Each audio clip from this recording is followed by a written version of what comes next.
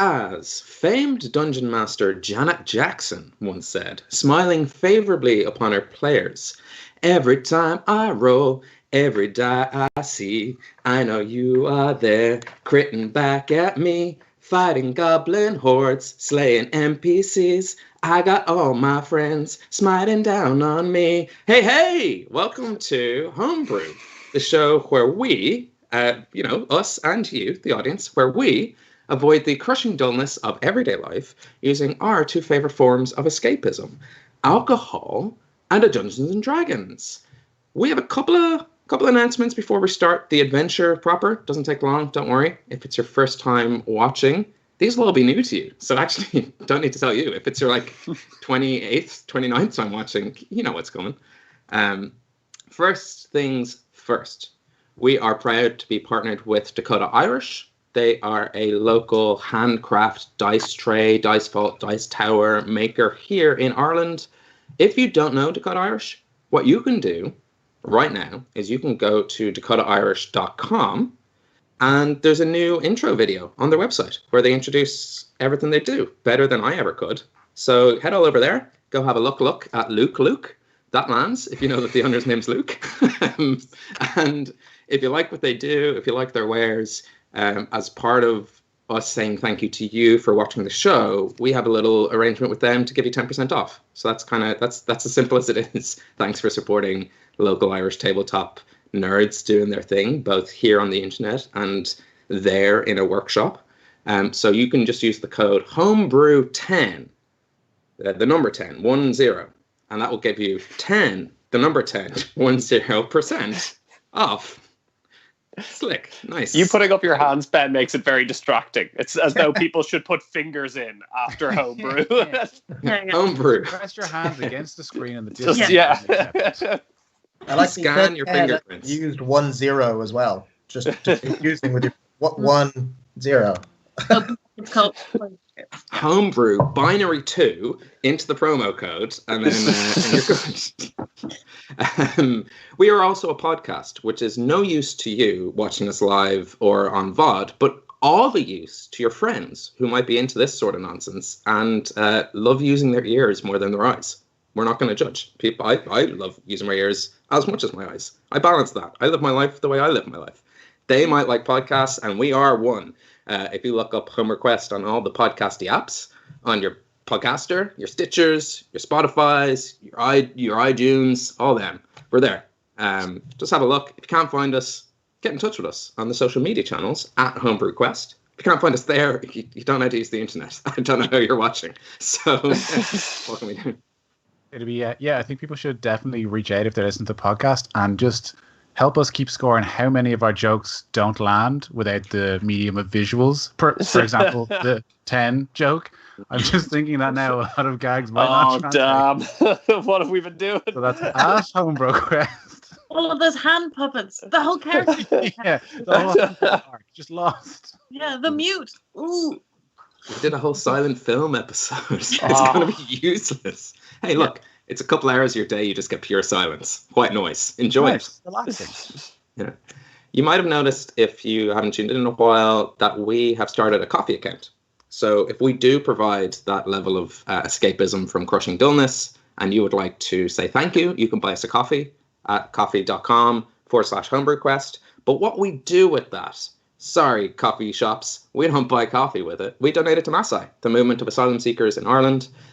They are an organization we believe in here. We do homebrew sort of just because it's a, look, if you haven't figured it out, it's a deadly excuse to play tabletop games and drink beers with your friends and claim it's like a side hustle.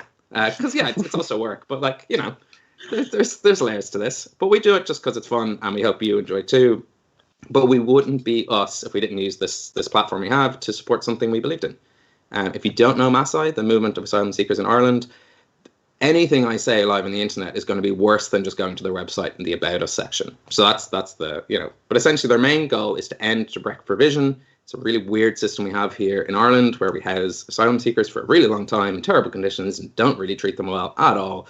It's horrendous. There's going to be like so many exposés on it in the future, but you heard it here first. So go support them through supporting us, or just go straight support them. You don't need a middleman. You don't need me to tell you what to do, but if you want to, the link's there. It's easy peasy. Open the tab, buy us a coffee, we'll pass it on. This is the part of the show I get most excited about, more than the D&D. What are we drinking?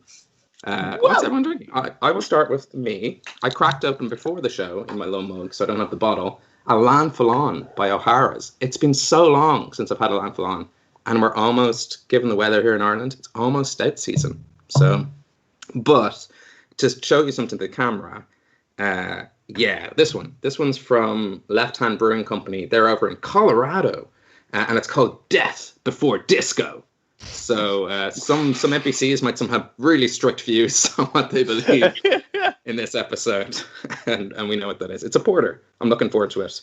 I like their tag: employee owned, righteously independent. That's very Bill and Ted of them. So I'm into that. Where was your choice of having Lanfalon this week informed by the fact that you reintroduced Lanfalon last episode? At the end of last. Yeah. So now the characters are being inspired by the brews we drink, and now the brews you drink are being inspired by the characters named after the brews you drink. It's a vicious cycle, and I can't escape. Oh, it's Ouroboros. Oh, good. Good. Okay, we can stop the stream now. We're done. We've got as good as we're gonna get. Stop the show. Like Cleverest thing Wes has ever said. Yeah, it really is. It's a low bar. Set a low bar. Wes, what are you sipping on? Sorry, as you literally go take a sip, the worst time to ask you what are you drinking, as your mouth is full.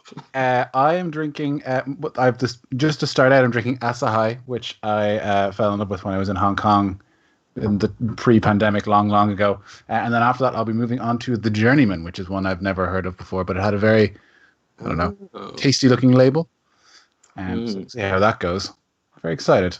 5%. We'll see how that goes. Oh shit, I didn't check that. As I check that, Gav, why don't you tell the audience what you're drinking, and I'll make sure I'm not getting absolutely smashed. Yeah, it was Gav with that 9% one time that has me checking the percentage religiously. Oh, and I've got a 7.1 here. Oops. Who's a naughty boy? Big Bangin' IPA. So if we were playing The Witcher, this would be the sex episode. So we haven't had one yet, actually. We haven't, yeah. Where we all? Oh shit! This is 9%. I don't know. Is it actually? It's what? No, the one Galactic Cowboy. I should have known. It's an imperial. Sounds like it should be. That sounds like it should be potent. Does it say nitro on the side as well? Like it'll get you drunk and clear your top. I need to put this in my car later just to win some. Yeah.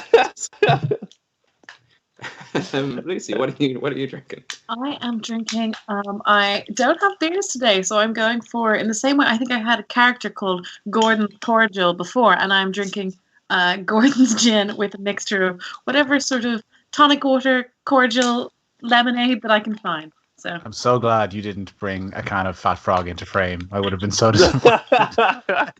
No, luckily drinking not. this fishbowl. Yeah, Pellegrino, you know. Oh, you've gone fancy. Sassy lady.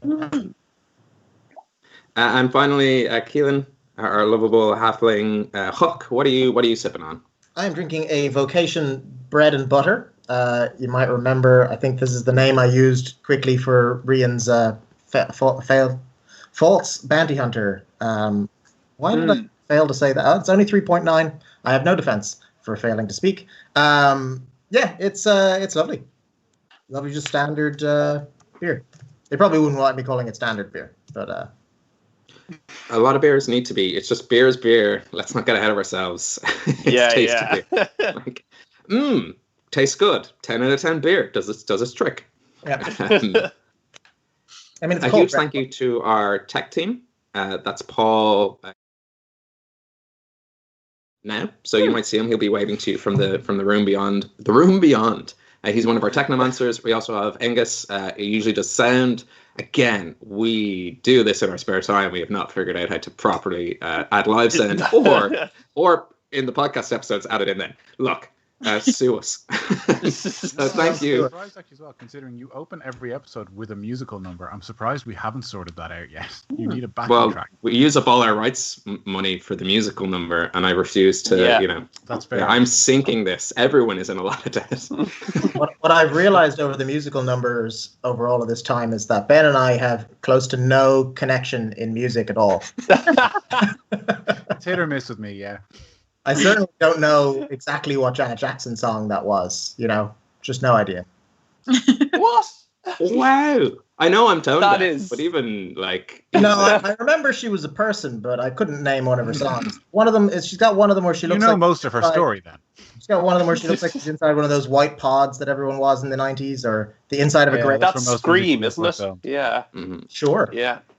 that's the one I Camera had remember. gone slightly left. Puff Daddy would have been there. Wow. Imagine, I stuck to giving actual proper quotes and advice. Remember when I used to do that? It was like a pearl of wisdom with slightly D&D-esque twists. Like there was actual, yeah. I prefer this way. I do Yeah. prefer, yeah. It's generous to call it wisdom, or a pearl.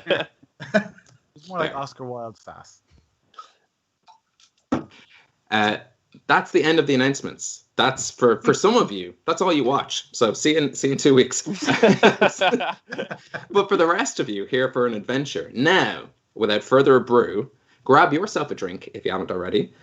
Pull up a chair as we dive into a world where anything is possible, but not always probable. Welcome back to the realm of Hibernia. And imagine, did I just do a Netflix? Yeah, sure. Yeah. Leave it in. Well, I thought it was skip like intro. Was it CSI or Cold Case or whatever those are? I don't know. Yes, 24. Was that it? It was Law and Order. Law and Wasn't it? Order. Law and Order, that's it, yes. Yes. Yeah. The people Um, are real. The cases are real. Or is that Judge Judy? That's I thought that's you said Judge people Judy. are real. That's like, Judge Judy. Person is real. That's Judge Judy. Anyway, welcome back. Oh shit! It didn't get in. The medication's wearing off. Put me back. All right, immersion. Welcome back to the realm of Hibernia. And imagine, if you will, the drop, drop, drop, the rhythmic sound of water dripping from a cold stone room into a single bucket, hitting against a growing pile of piss and shit. The atmosphere is oppressive. It's stagnant. And we see 4 wet stone walls. No windows, no doors. There's no perceivable way in or out of this space we're in. Didn't write into a mime. Felt good at the time. I regret it instantly. But like a perfect cube carved deep inside the cliffside of Dunmore. And in the very center, we see a ragged, gaunt, but still towering in stature, with tight, wiry muscles, a fierce-looking orc. They're sitting cross-legged, head bent back, looking at the ceiling. And tattooed across his face, wrapped around his tusks and down his neck, is a large, snaking troll tongue. There's a soggy, wet eye patch hanging loose off his face, revealing a gaping, empty socket crusted over from years past. His other eye is open.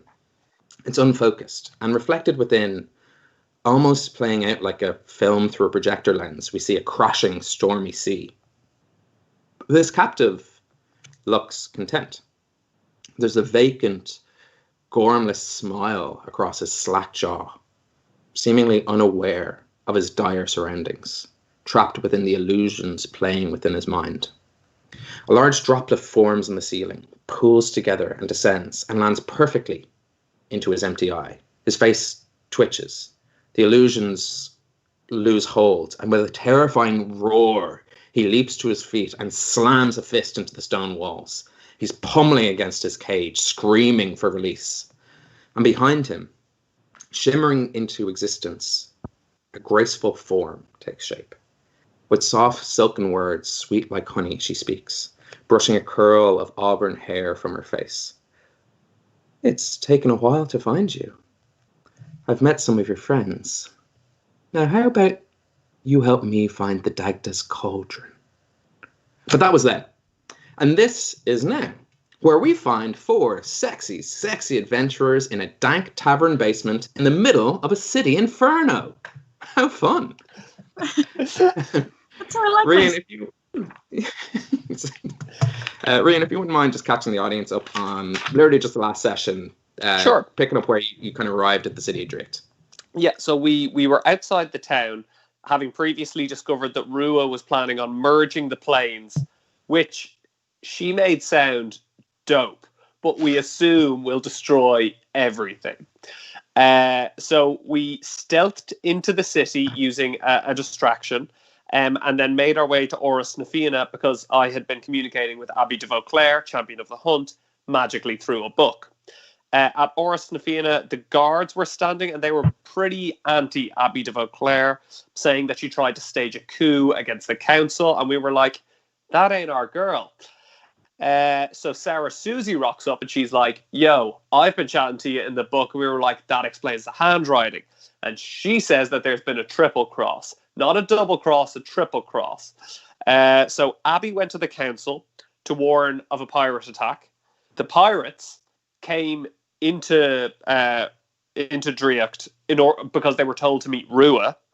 The council is apparently in the pocket of Rua. So all of this kind of came together, and there was a clash and there were fires. Then Susie brought us to the distillery district, where the fire seemed its fiercest, but there was some sort of magical barrier protecting it. We jumped through the fire, came to a burning house, which was a magical illusion. The fire, not the house. The house was real. And in this house, down in the cellar, we find Abby de Vauclair, and behind her, our old friend, who we haven't seen in many an ep, Lanfalon, the Asimir. Is that the race? Guy who saved us from the Black Hound. And the question he had for us was, what side have you landed? He said, so it seems this is the side you've landed on. And we were kind of unclear what he meant. That's pretty much exactly where that's exactly where we left off. I was thinking, just for your sakes, like you said, Rian, it's been a while since you've seen Lanfalon, and just for the audience in general, I mean, we're going back more than 10 eps, which is definitely basically a year in real life, maybe. I don't know. So Lanfalon, just to give you 20 a even, recap. maybe. Yeah, true, actually. Good while ago. Yes, it might have even been around episode 8 or 9 or 10, if not even beforehand. Could have been episode 5. Maybe 2 or 3. It was before McKellar. Yeah, it was before McKellar. So it's been a good long time since you've seen Lanfalon. And at a glance, he is a 6'1", seemingly middle-aged looking tan-skinned male with wavy brown hair, dark purple eyes, and he wears a circlet made from small antlers. There's a light green shawl sort of wrapped around like a scarf at his hip, and he carries a large driftwood bark shield that's currently strapped to his back. If not for his Aasimar qualities, you would say he looks more orcish than human. There's like a large overlap in his front teeth and a deep furrow in his brow. He always has this very serious expression on his face. In sort of typical traveling clothes, knee-high worn leather boots, forest green pants. He has a small traveling pouch to his side. And of course, the shawl, which you've seen, his green shawl is covering up a sword, which he kind of keeps hidden behind this kind of draped fabric. He does have a holy symbol. You know this. He wears the Tree of Life symbol around his neck, carved from simple wood on a small iron chain. And it's a hide tunic over kind of a simple cotton shirt. That's Lanfalon. Just a quick recap on Abby and Sarah Susie, and maybe for the audience we might get a recap on you guys, on what you currently look like, how you're feeling, etc., etc. So that will be, I think that will help people before we dive into plot. Maybe. I had a look back through my notes, and I think we met him in episode 5. Or nice. I have a stick figure with antlers on episode 5, so that's my guess. Yeah, same. That's close enough. Yeah, that has to be him. There's only one person who wears a kind of antler crown. And boy, I hope here. Dear boy. That's a scary little man. Hey. I'll start with Abby, and then maybe we'll do you guys, and then I'll do Sarah Susie, who might know kind of more recent in your mind. But Abby was an elven woman. She has light brown skin, brown hair, and it's sort of loosely tied up in braids, which she has kind of wrapped and hanging down to one side. She's not in her uniform of the Fianna, the kind of forest greens that you'd recognize. She's instead wearing a crimson, red, and dark leathers, sort of more hunting attire. And and she is, average size for an elf, sort of smaller than Lanfalon, but still quite haughty, tall, and slender. And tends to be, her expression right now is compared to the sort of what you realize was a bit of a front, bit of a performance when she was champion of the hunt. There's sort of a palpable excitement about her, almost kind of not an innocence per se, but just kind of like, this is what she loved. You get the feeling she was kind of pushing a lot of quills behind a desk, and now she's in the action again, and that gets her thrilled. Arlington, what's like just like top line? I know we have character art and stuff like that, but like things have changed since we got them drawn as well. So there might be some, for Lanfalon especially, has anything really changed about yourself? Well, for anyone who hasn't seen character art, just as a quick thing, Arlington is sort of quite a tall individual, just over 7 feet tall, covered in hides and leathers. At the moment, he has a hood drawn back and a bandana around his neck. Ordinarily, he covers himself up when he's in civilized society, but he's not been doing that lately. He has a wooden shield strapped to his back with the Triskelion symbol on it, the 3 squirrely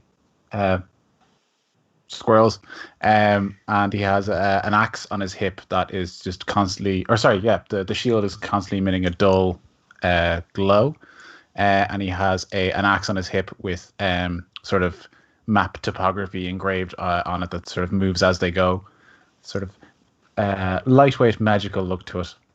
The main thing Lanfalon would notice that's different about Arlington is his demeanor and expression, where Arlington would have kind of hunched shoulders a little bit and trying to make himself look smaller for as large as he is.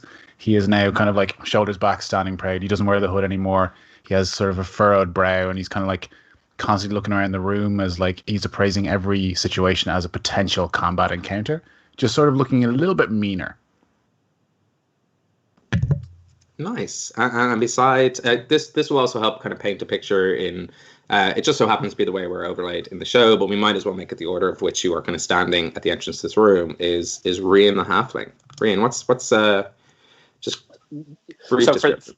For the audience, and I suppose for Lanfalon, you might have forgotten, I'm 3, and might be blind, I'm 3 foot tall, wearing kind of leather adventuring clothes with small knives and daggers just kind of potted around everywhere. What's different from me is whereas I would have just had kind of a regular kind of black tattered cloak to try and make me blend in before, my cloak now has a bit of a shimmer or something, a bit of a magical aura around it that can't quite be explained. It just makes me look like I'm kind of in 2 places at once almost.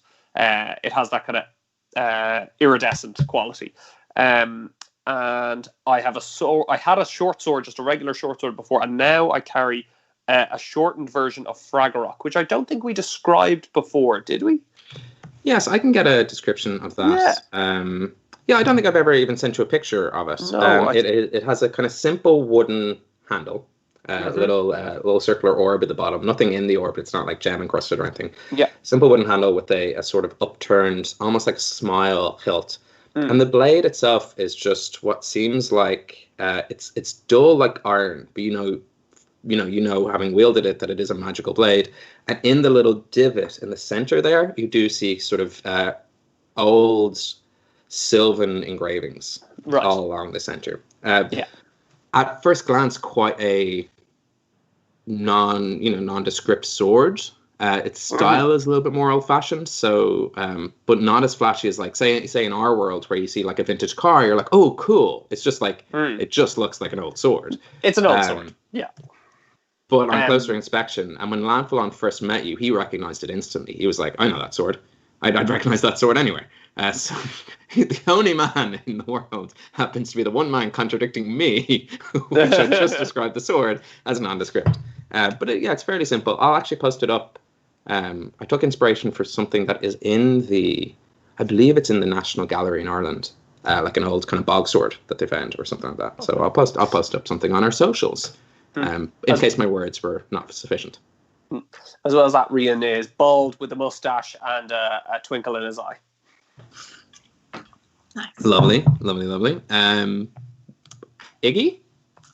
Yeah, Iggy, Ignatius is about 5'8", human, half elf, half elf.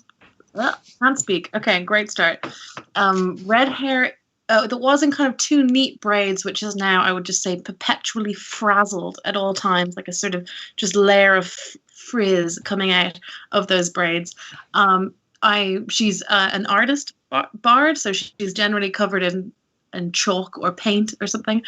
She's wearing like a shirt with like a waistcoat, and that shirt was originally white, and I was sort of picturing it like a like Die Hard evolution. Like it was white, it's now fully, just a kind of grey dirt stain. But when she remembers, she like would prestigitate it to look good, but like every now and again she just totally forgets. So she kind of either look perfect or absolutely bedraggled. Yeah, that's about it. And finally, Huck. So I mean, he's a weird one. Huck is a halfling. I'm about like 3'1", 3'2". I'm just a little bit shorter, or just a little bit taller than Rian. That's the main thing that I remember about his height. So 3'1", 3'2". He's got a billowy cloak, which he's very proud of. And what all the other members seem to have failed to remember is that they have Huck's punks emblazoned on the back of all of their cloaks. Huck is the is the leader, the top cat, the indisputable leader of the gang, and and he's got a kind of wild, crazy red hair. He used to have a kind of twig behind his ear, but he started to realize that he isn't a halfling at all, and is in fact a puka, and he's kind of mid-realization of that. So he has rabbit's feet, but you can't really see them because they're in shoes, and he has rabbit's ears, but you can't really see them because they're on the top of his head, and he's wearing a bob, which I believe is he's wearing a red wig over his ears, over his red hair, called the Bob of Apples. And as a nice little touch through the whole game, he's had rabbit's feet, but no one's known. And he's had boots that allow him to leave any print he wants that isn't shoe prints. And he's always been leaving animal prints behind him, but no one's found that suspicious because that's what the magic boots are for. So. There's some ranger right there who is like infuriated. Being like, the rare white deer. But how? The golden rabbit. It's like, the toad of mystery? Who's just been on your trail. And maybe one day they will find you. But yes, I think that gives a fairly good catch up. Even just for myself, I was kind of like, because we often forget. It's like, oh yeah, Arlington looks like Wes. But no, Arlington is a grisly looking bugbear. And I do forget that both Rian and Huck are halflings. Wee folk, but not the wee folk, because this is a show based on Irish mythology. Finally, just wrap out this kind of low description to picture this room. The reason I'm doing this is it's an odd collection of people in the bottom of a dank, dark kind of like, there's a bit of candlelight magical glow around sort of like old beer barrels and ale barrels in the basement of a tavern. And it's like, if you're a common peasant and you're like, you'll never guess what I saw when I peeked through like the cellar window, they'd be like, no way. No, not a chance. Not a chance in the Dagda would you see those things. And yet, here we are. And Sarah Susie is half drow, pale skin, sort of gothy. She has a jet black, sort of messy, almost, I wouldn't say pixie cut, because there's a little bit of a long fringe to it that shows off her ear tips. She carries a hand crossbow strapped to her side, and I believe I described a small drum strapped to her waist last time. There was some instrument on. I think it was a drum. It was a drum, so yeah, she's carrying a little drum. What a drow is? A drow is just I guess a dark-skinned elf. I mean, I don't know. Aside from that, like usually, there's a whole mythology about them in Dungeons and Dragons, where they were cast aside, shunned from society, went underground, don't see the sunlight. If you know Drist from the Legend of Drist series, which I think is Salvatore, he's a drow, and always a setting in those fantasy games, and usually have like jet white. Panther friend. Yes, yeah. Usually have like sort of seen normally with jet white hair, but Sarah Susie has black hair. She's only half drow, and she also isn't in her typical forest greens of the Fianna. She's wearing a dark navy half cape. over what seems like quite just simple, everyday villager clothes. You know, the opening of Beauty and the Beast when she's going around the village? Yeah, she's in one of those outfits. She's carrying a dozen eggs. But that's where we are. And as you all come in, Sarah Susie immediately pushes past you to go up to Lanfalon and Abby de Vauclair after Lanfalon kind of, stepped forward and kind of whispers and goes, guys, I don't mean to be awkward, but can I just have a quick chat before this proceeds? A sidebar? We love sidebars. Yeah, if you guys want to have an adventurous sidebar, Huck's Punk sidebar, I'm going to have a quick sidebar with Abby and Lanfalon. And they kind of, it's not a big room, but they do shuffle off to the side, and you do have a moment to sort of catch your breath, converse. There's no real time pressure, but anything you need to kind of chat about, it's there. But you do hear, without a perception check, that the name Rua comes up. Obviously Iggy, they keep, Susie's just like, and Iggy, I think, is Rua's daughter. So like, I don't know how trustworthy that is. But maybe we can trust her, maybe we can't. She doesn't seem particularly close to her mom, so and they seem to be having that conversation. Iggy is the daughter of Rua, an archfey who's been trapped in the material plane and is trying to smash the planes together to get back home.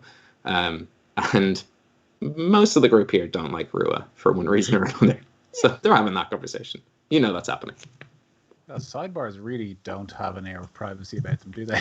Not it's in this world. It's a tiny room. I know. No, more that we should remember that going forward, because we have been overheard before. So I think we need to remember this. Next time. I think that's a problem of the DM not respecting our sidebar. Yeah. It's been like, it would be convenient for me if the enemies knew what they were talking about. Therefore, they know. Just kick him from the calls in future. Yeah. Please come back. We need to progress. I forgot that they're not meant to know that, but I know it as Ben. Do we have anything to talk about? I think we're pretty all caught up, right? No, I think we're good. We're just more. I think this is just to make it look like we have something to talk about. Okay, yeah, agreed. We're undecided, right? They asked. He mentioned what side we're on. I have no idea. Do you know? I'm just gonna go with Abby de Vauclair and this guy who saved us from the Black Hound. They seem cool. I'm going with the Warrior Angel Man.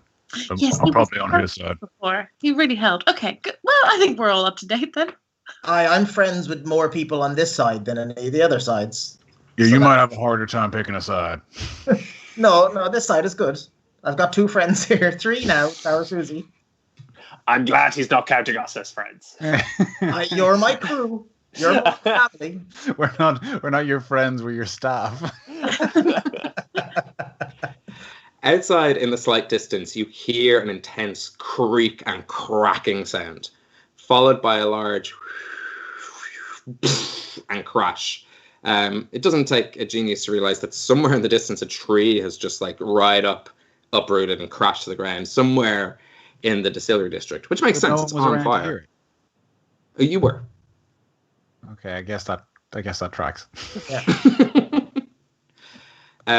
And their sidebar steps aside and or disbands and break. And Lanfalon goes, Iggy, it seems like you have some connection to Rua. Forgive me for asking, but why didn't you mention this before? Oh, that is very, very simple, in that I had no idea, literally no earthly idea, and I just found out, and I'm not coping with it well. I'm not coping with news well. I get it. I'm not sure what to do. Did we even have much of a chance to talk to you? Could it even have possibly come up? Not that I'm trying to be against you or anything. It's a weird thing to say. That's what I'm saying. So, you're estranged from your mother. Do you know anything about... I knew nothing of my mother. My father never spoke of her. I knew because of my ears that I am a half elf, but I had no idea. Well, it seems much more than that you're half Fae.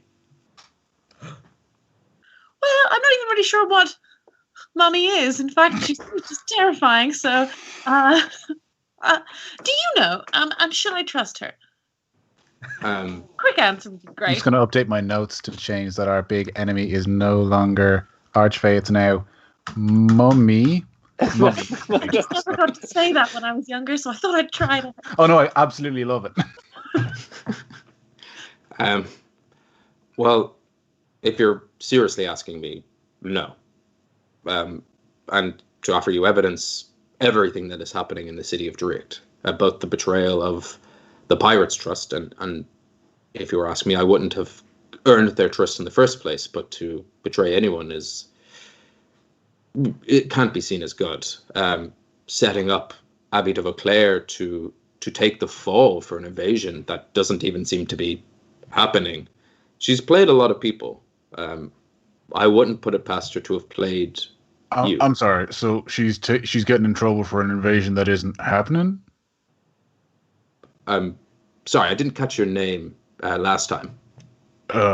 My name is Arlington. I'm intelligent. Pleasure Cool. to meet you. His confidence is really growing. That's lovely. Well, Arlington, the intelligent. I don't know if you saw any orc pirates attacking on your way here, or perhaps you just saw a lot of city guard on patrol and a district. I'm more mean. What's she in trouble for? Why is she in hiding if there's no invasion? Well, a lot of things are on fire. Yeah, but we have that's what I'm confused by. That's true. How'd they get on fire? Was it you? Was it you, Huck? You do like setting things on fire. You have blown up more things than I've stopped counting. I wasn't here at the time. It was on fire when I got here. We'll give you this one. I guess it's important just to give you a quick whistle stop. That's a phrase because whistles exist and not trains. Maybe trains exist. I haven't traveled all the land. But from what we understand... Boy, I wonder if trains exist. Yeah. Oh boy. Somewhere out there's a mighty train adventure happening, and I wish I was on that. He's a much more important character than we initially thought. He's a world hopper or something. He's aware of trains. I know training, and I can only imagine trains are just that. Chariots in training. To give you a brief update, I suppose. It seems from what we've gathered, and we don't know a lot, so anything you have about Rua, anyone in this room understands, the more information we have at the table, the better. She always seems to be 5 steps ahead, and if we can't even see how her plans coming together, I don't even know what her ultimate goal is. But it seems to be so chaos and destruction starting here and potentially moving through the land. Can I sort of, as if I'm sort of saying out of the side of my mouth to the guys, should we tell her about the whole planes thing? Should we mention that? It seems germane. I think that we should. Who's germane? So I don't know, maybe you're aware of this. She did mention, and this is part of what I may be thinking I shouldn't trust her. She sort of mentioned that she wanted to, I believe, mash the planes together and potentially let everyone perish in between those. You're aware of that plan, right? And it's going to be not happening. It's going to be fine, right? This is and all 3 of them, both Sarah seriously just goes and lets out a dramatic gasp. Abby, her face just turns pale, and Lanfalon takes a step back because we did not know. I'm just joking. She's not doing any of that. No, it's very important if she is doing. Hold on. Oh, she is. Yeah. Sorry. Sorry. We're joking about joking. I mean, I'm nervous. I make a joke about joking. I'm sorry. That's what she said she was doing anyway, and I guess you take it as read whether or not that's trustworthy. They could be lying. All those people in the Feywild did like telling jokes and playing tricks. And when you said she seems to be quite chaotic, I mean, she's Fey, right? I didn't know much, but tends to be there chaotic. That's not exactly an extra part of the plan. Yeah, you speak but some she did truth say here. the planes thing. That's true. Yeah. Yeah. we're pretty clear she was being serious about the planes thing. Washing of the planes. Just getting them all in there, Perishing. She said it'd be grand though, provided everything went well. I mean, for her, I'm sure it will be. It's not her that I'm worried about. Yeah, she seemed less than interested when we asked about the deaths and the dying from the mushing. So, something I'm unclear on, and I'm trying to piece this together. We only just figured out she was an archfey, and that has unlocked some of the puzzle for us. But you speak as if you've met her. Oh yes, we have. Oh yeah. I mean, we'd said that she was her mother. It'd be weird if they hadn't met. Yes, her and I do go way back in that one pivotal meeting back then. Yes. But in a more recent setting, we met her out. I don't even remember the name of the place. It was where a bunch of fae were. There was a tree. There was a village. It hasn't even been a day. From what I understand, Huck, and you might be able to answer on this better, they are magical people who can play tricks with your mind. So maybe don't jump up in my butt all of a sudden. It'd be hard for me to jump up into your butt, seeing as I'm taller than you. So you'd.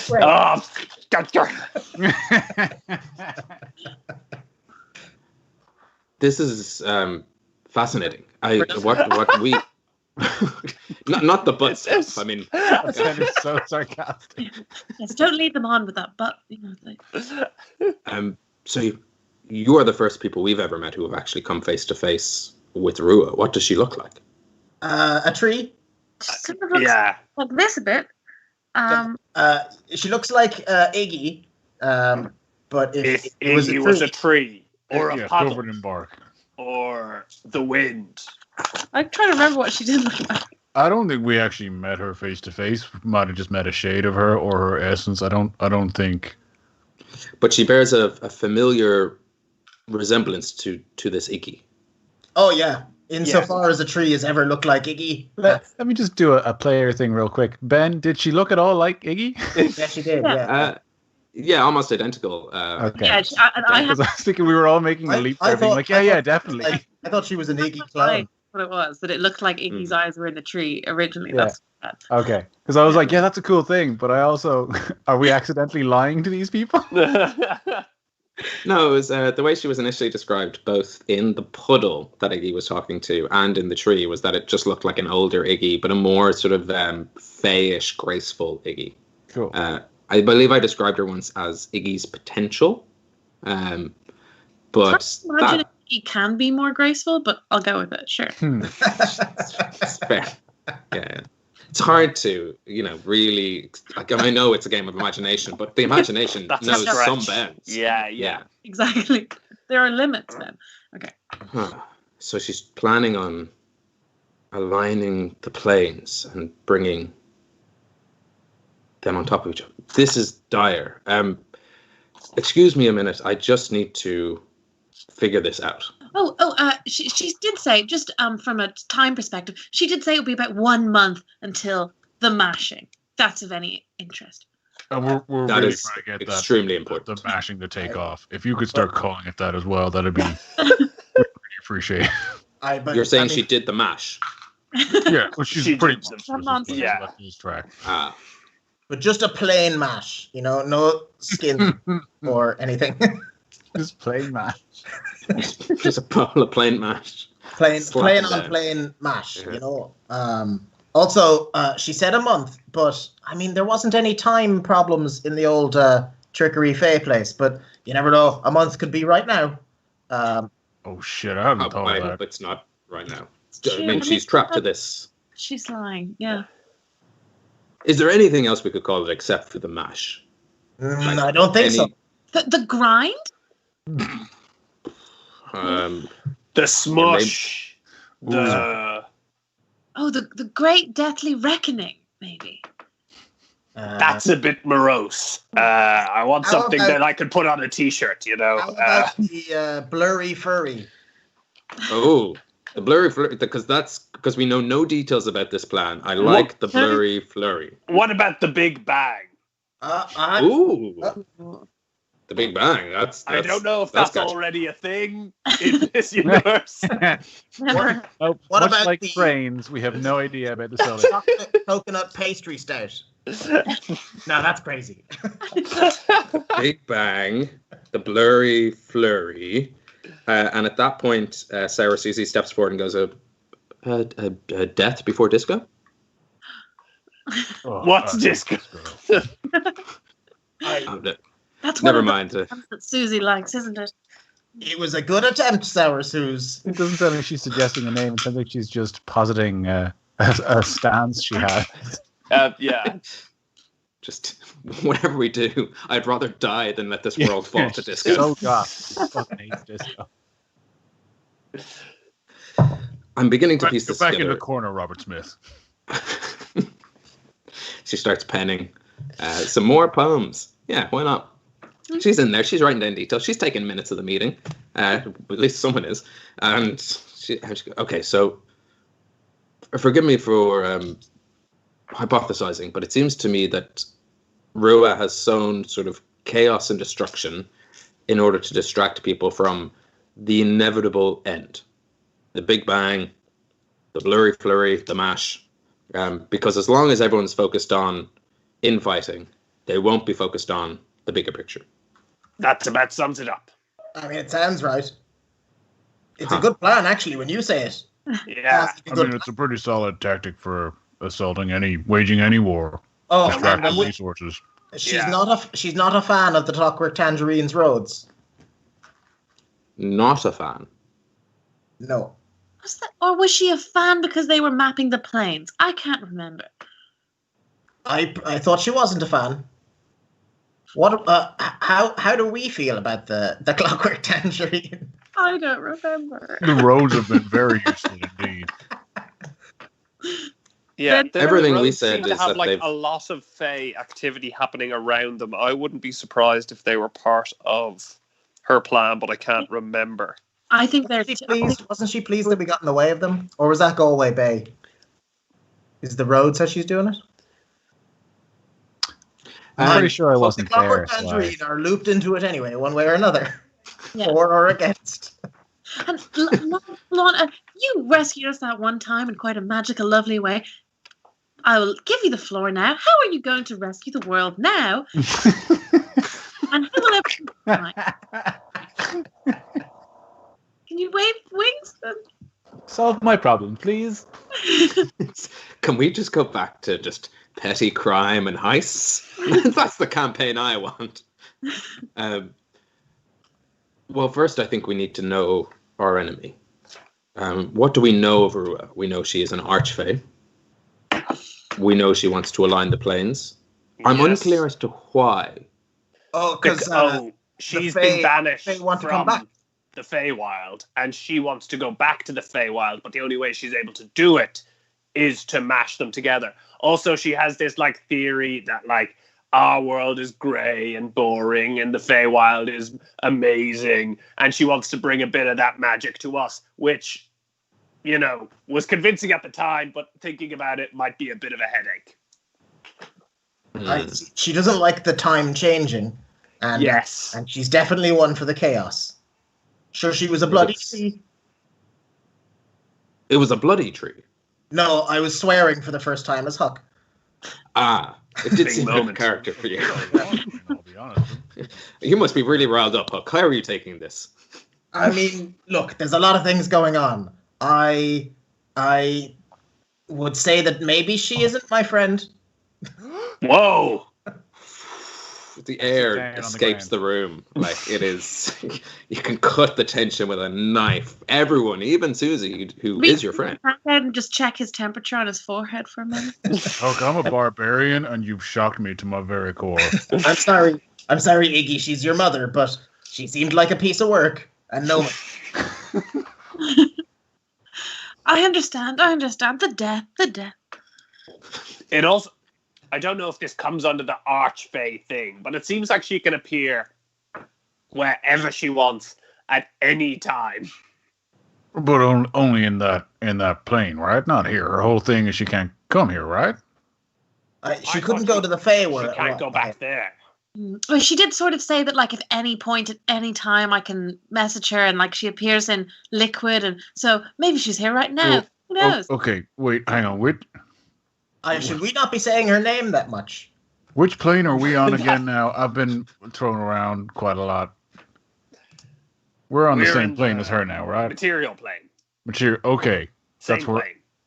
and that's the real one, right? That's where we're okay. Yeah.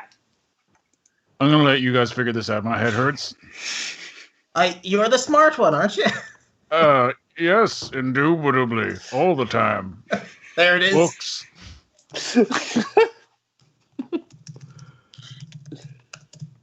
I kind of like retreat to the corner and start like massaging my temples.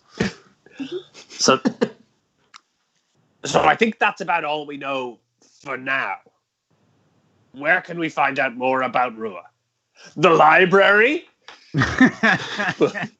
Library episode. They're like, I only have 3 maps they've prepared. just finished Please putting go all the back to shit the back library. after we wrecked the place. I mean, I'm not opposed to a library episode. I think we need to figure out. We know what we know of Rua. My question is, what's a connection we know nothing about? Abby de Vauclair has been doing some research, and she's like, "Yeah, don't fucking talk for me, man. I'm also here. What's the story?" And she changes her voice because she's so confused. Oh, I know, Rian. This is Ben correcting himself through 2 other characters. Yeah. The one thing a DM should never do: have NPCs talk to each other. Always direct them towards you, the players. She steps forward just for, why not? Lanfalon goes, "Oh, my head," and steps back. Yes, I've been doing some research myself because it's been clear that she's been operating out of Draíocht for quite some time. Huck, to clarify with yourself, I think she has a heavy hand in the Clockwork Tangerine. Up until now, I have no reason to understand as to why, but as you say, it may be that she's mapping out something of this world to... When you think about it, there's a lot of trees and such and magic going around the side of those roads. I've noticed, but not really known how they were doing it. It's very Would you describe it as if it's pulling the Feywild into existence around it? Well, I was wondering there, and this is the first kind of thought like this I've had, but is it the roads are the anchors for the, or I don't know how you map a plane onto another plane, but it'd help if you had roads. That's what I was thinking. Well, the Feywild is it fits right on top of our world. So it's less about lining it up and more about making sure you can mash them together. Well, maybe the roads are a practice. That would explain. Have you noticed the perpetual evening around Draíocht? Yeah. We have. Only just this evening, though. Well, it's always been this evening. Yeah, okay. Right. Oh, I get it. Yes. Yeah. I mean, it's clever though. I do see. It's hard to figure out. Oh, fuck! If it's a month and we can't tell time, how are we going to keep track of how long a month is? I could count. 1, 3. Can you count in your head? I don't know. You need to make sure that each number is an increment the same amount, because if he's just counting when he thinks of the number, it means nothing. What time is it? 538. 10. Okay, you keep doing that. So I think if we come to understand something none of us have any details on, it might give us a fuller picture. She obviously has infiltrated the High Council, turned them against us, the Fianna, and then somehow persuaded them to believe that I was the one aiming to overthrow them with this orc invasion. Now, don't get me wrong, there are orc pirates in Draíocht, and I do think we need to solve that problem, or at the very least figure out why they're here. I mean, I know nothing of them either. Rua has caught us completely in the dark, and the more details we have, I think the better prepared we'll be. What have the pirates been doing? Are they just hanging out?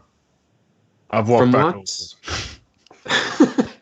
from what we've heard, and in fairness, I'm not the best person for this. And Susan said a word. I might actually be able to help. Is there anyone else we can talk to? Hey, you leave Silver Suze alone. She's my friend. Thanks, Huck. So Abby was obviously with the council. Lan Falon, I don't know where you were at, but I was actually nearby. It seemed like there was a tavern. The name of it it's not on the top of my mind. Where the orcs were all congregating to meet Rua, and it seems that's the epicenter of the explosions. She'd sort of set up I guess you'd call it a trap, catching them all unawares, scattering them to the corners, and at the same time informing the guards to go there to then arrest any orcs they could find. And it seems like the very captain of the ship, whoever's been there, has been taken captive and is in jail in Draíocht. But that's not to say that some of their crew aren't still roaming the streets. I don't think they were ever planning on an invasion. I think they were working with Rue on something else, and the mere experience of orcs and pirates nearby, obviously that's going to put anyone on edge, especially the Fianna. Wait, so did the pirates attack anywhere? Did they rob anyone? What have they done? Why was their captain or why was one of them arrested? Well, they're and I'm going to put this as clear as I can because you're so intelligent. They're pirates. They have a ship. Are there warrants for their arrest? Yes, they're pirates.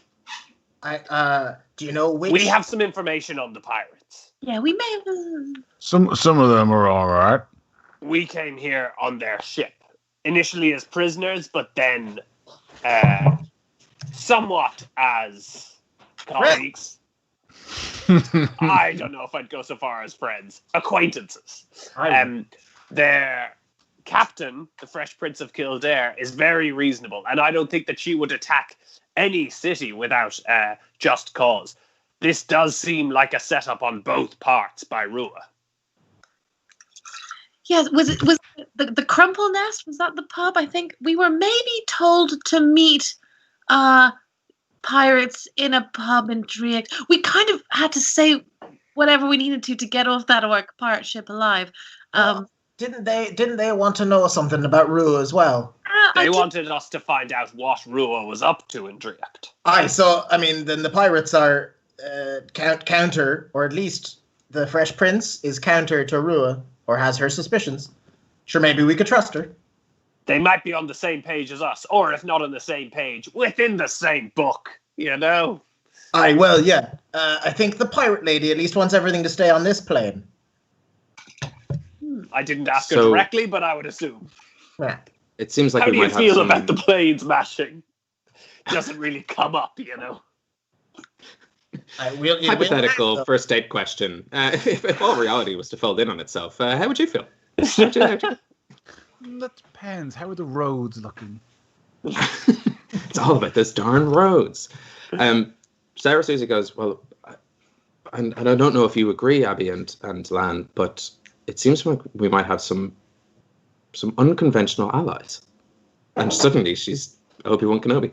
It seems like we might have some unconventional allies. I would say so. Talking about also the orc pirates. Everything you've said so far, both being the daughter of Rua and coming to Draíocht on the pirate ship, makes me trust you less and less. Honesty. If you trust us less and less, then you're back to square one, and you know nothing about Rua or her plans. I think we've been quite forthcoming, I should hope.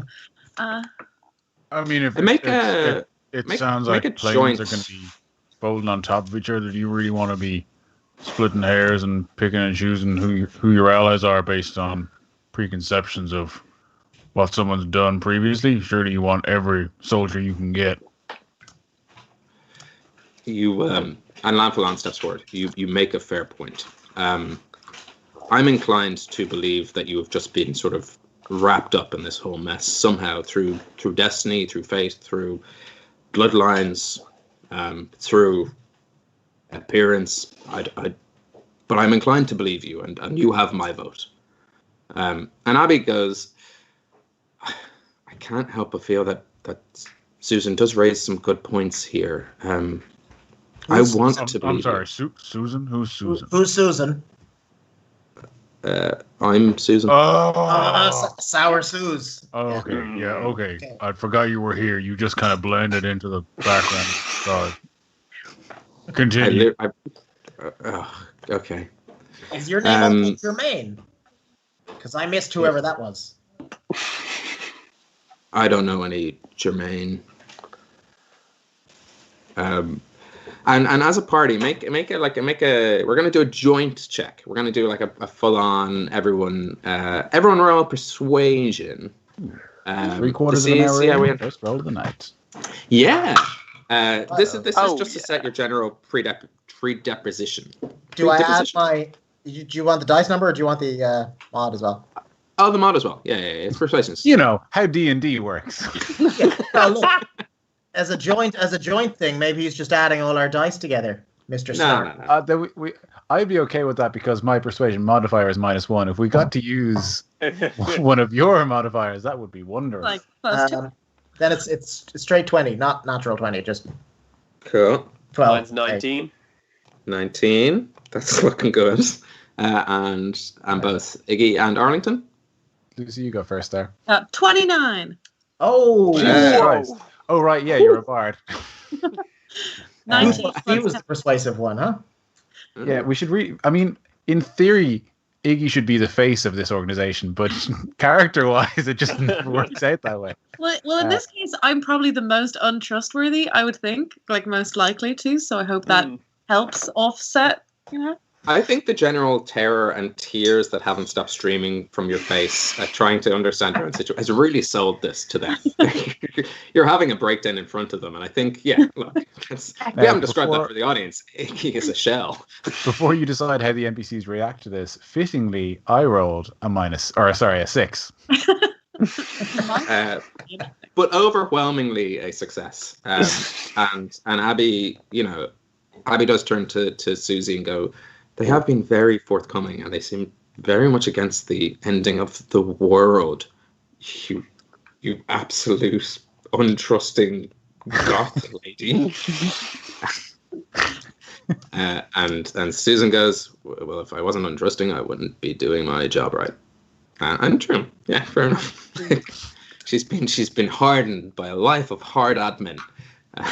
People not returning their supplies. It seems like you have all the pieces on the table, if I can say so myself. And with that, Lanfalon steps forward and goes, it seems like we need to figure out more about this Clockwork Tangerine. Potentially get the pirates on our side.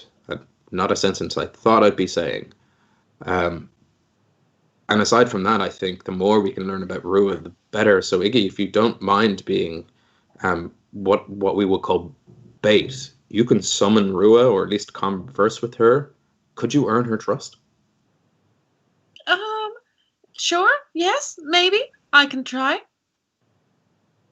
If we could have someone on the inside, I find it hard to believe that Rua could pull this all off by herself.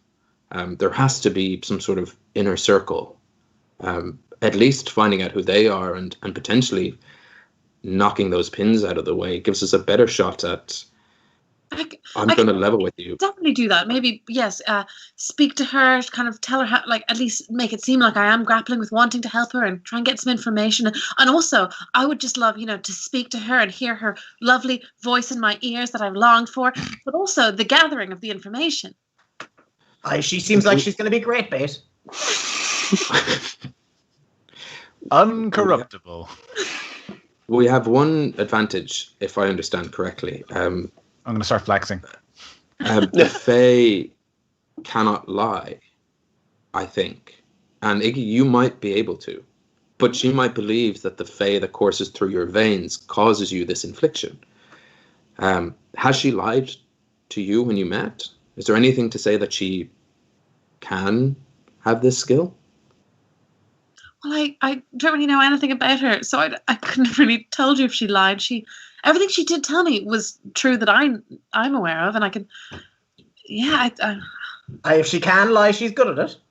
Does that help?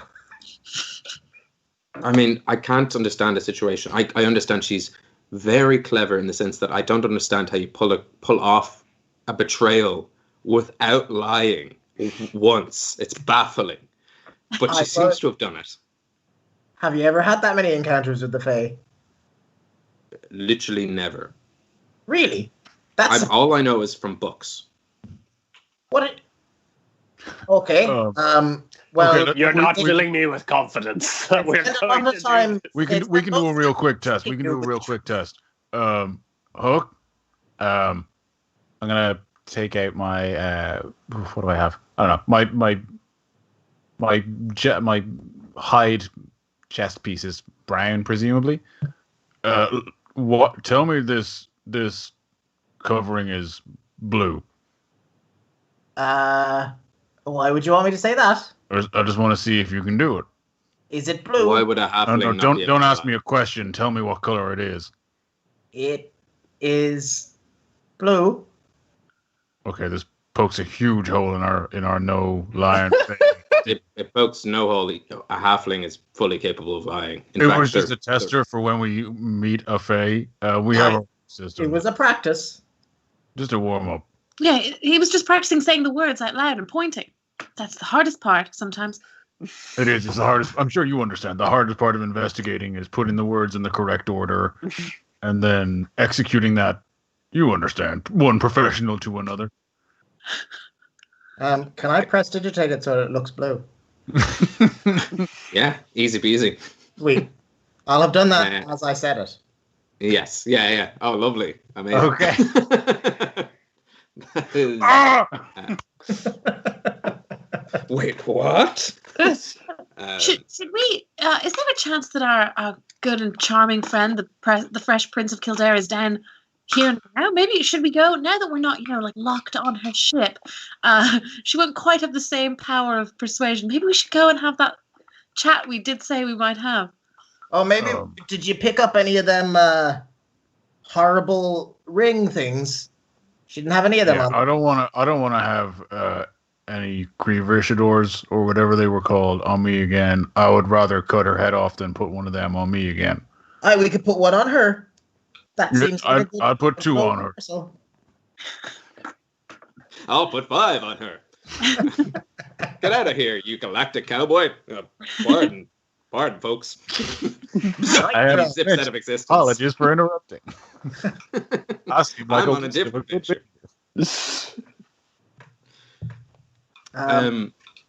Right. So wait, can Faye lie or not?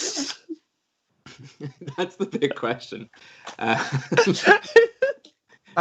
This is like a riddle. You are going to speak to someone. They can either lie or they cannot. It's like a body riddle. Whoa. It's like a flesh conundrum. A meat suit mystery. Come solve my body riddle. That's what Abby de Beclaire will ask Rian later.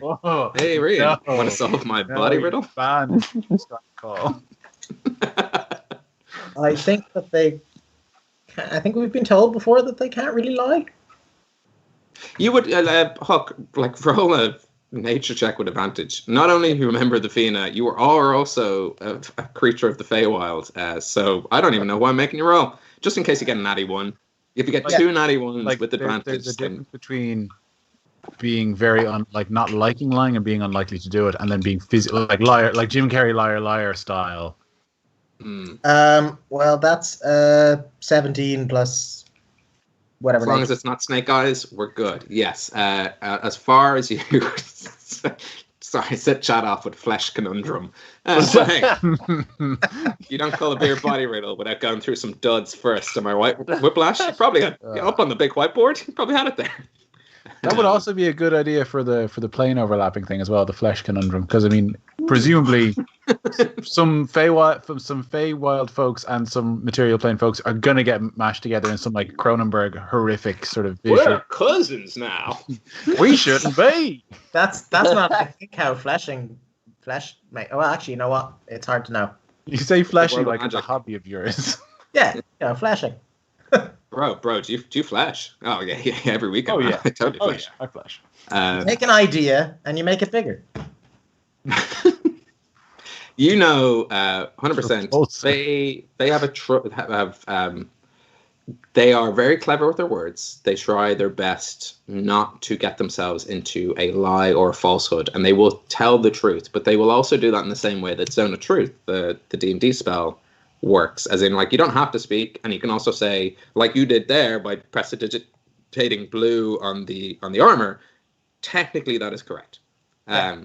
And in the same way, an example given in some of the books written by Wizards of the Coast is they might say something like, I will do you no harm.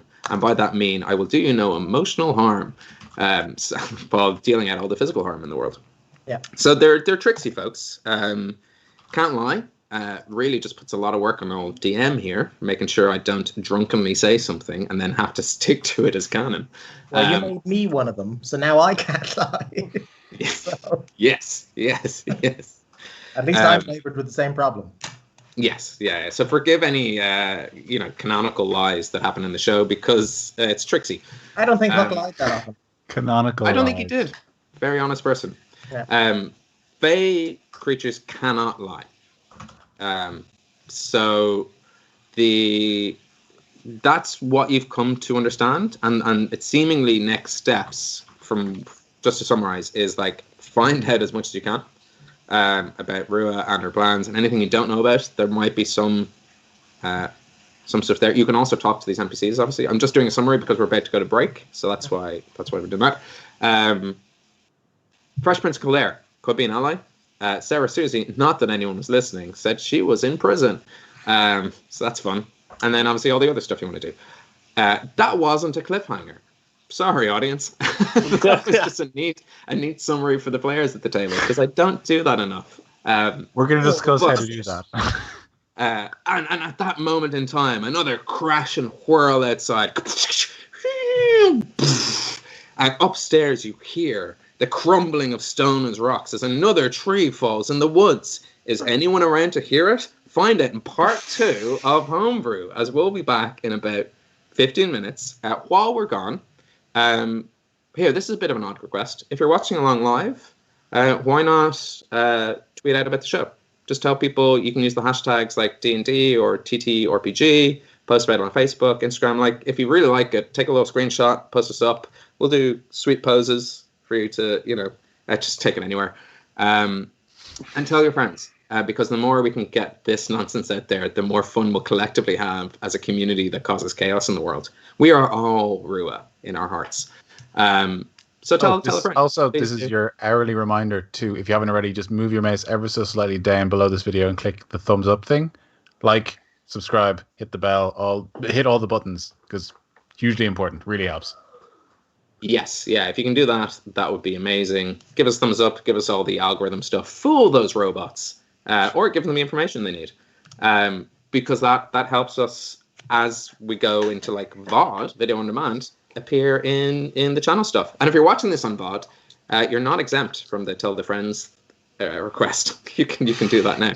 Come on. It's not only every second Tuesday that we break that algorithm. We do it every day of the week, 24/7. We will be back in about 15 minutes. Yeah. Part 2 has happened early for this DM. We'll be back in about 15 minutes. We're just going to do the human things. You feel free to do that too. Until then, stay sound. But we'll be back, don't worry. Remember when you said you were going to stop riffing? I can't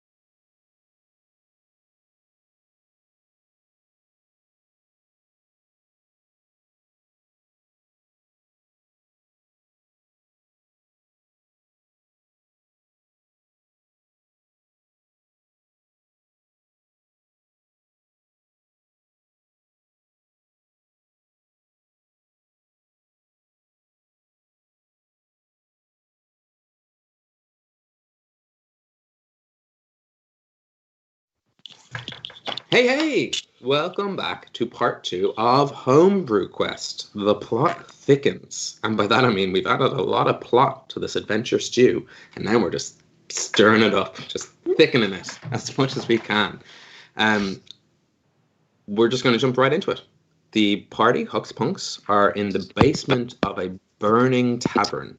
The tavern is burning from an illusionary fire in the middle of an actual inferno, which is real fire, in the middle of the distillery district of the elven magical city of Draíocht. They've met some potential allies. Oh, the planes have already crashed upon themselves. The smash has begun. It's the mash. Yeah. It's the flurry blurry. The sweet, sweet mash. Bear with us Podcast. while we sort out the Yeah, we're grand. Let's show catch us up, Ben. What's happening? Yeah. I think you can still see me. I think it's just me multiplied. You're the one that matters. So are you really DMing if it's not just telling a story and bringing your friends along? That's what I always say. They've met some potential allies: Lam Falon, an Asimar relic hunter, and Abby de Vauclair, the former champion of the hunt of the Fianna, a band of warriors in Hibernia, whose main task is to fight monsters, prevent a Fey invasion, and otherwise keep the peace, of which there is currently no peace. The pieces are all on the board. Rua, the seeming nemesis, the arch nemesis and arch Fey of this campaign, has made their first move, and now the players are playing catch up. It's pretty much where we're at. And with that, as outside you hear a slow creak and this kind of extended, almost like when you see two like two materials scraping off each other. You hear the whole, you feel and hear the whole foundations of this tavern you're in just shook to the core. As you realize that a burning tree outside in the city of Draíocht has burnt too much to have anything left and has collapsed and timbered on top outside, much closer than the one you heard earlier this evening. The evening, because it's perpetually evening thanks to the plots of Rua, is yours. They are not in the Feywild, but everything's looking a bit Feyish. Should we be worried about the ever closening, crashing trees? It doesn't really feel like we're safe here in this burning place. Maybe we should get out there. Perhaps we should talk to where is the Prince of Kildare in prison? Is it where you'd expect it to be, like in the Temple District? You know. I know. I always put my prisons beside my churches. They need for last rites. Yeah. Okay. Yeah. We believe she's being held in the barracks, which is just across the way from the Grand Library near Ars Novena, actually. Okay. Usually for any secondary supports, but now I don't know. It's the whole city's in chaos. So the pirates attacked, and the only person that's been captured is the captain of the pirates.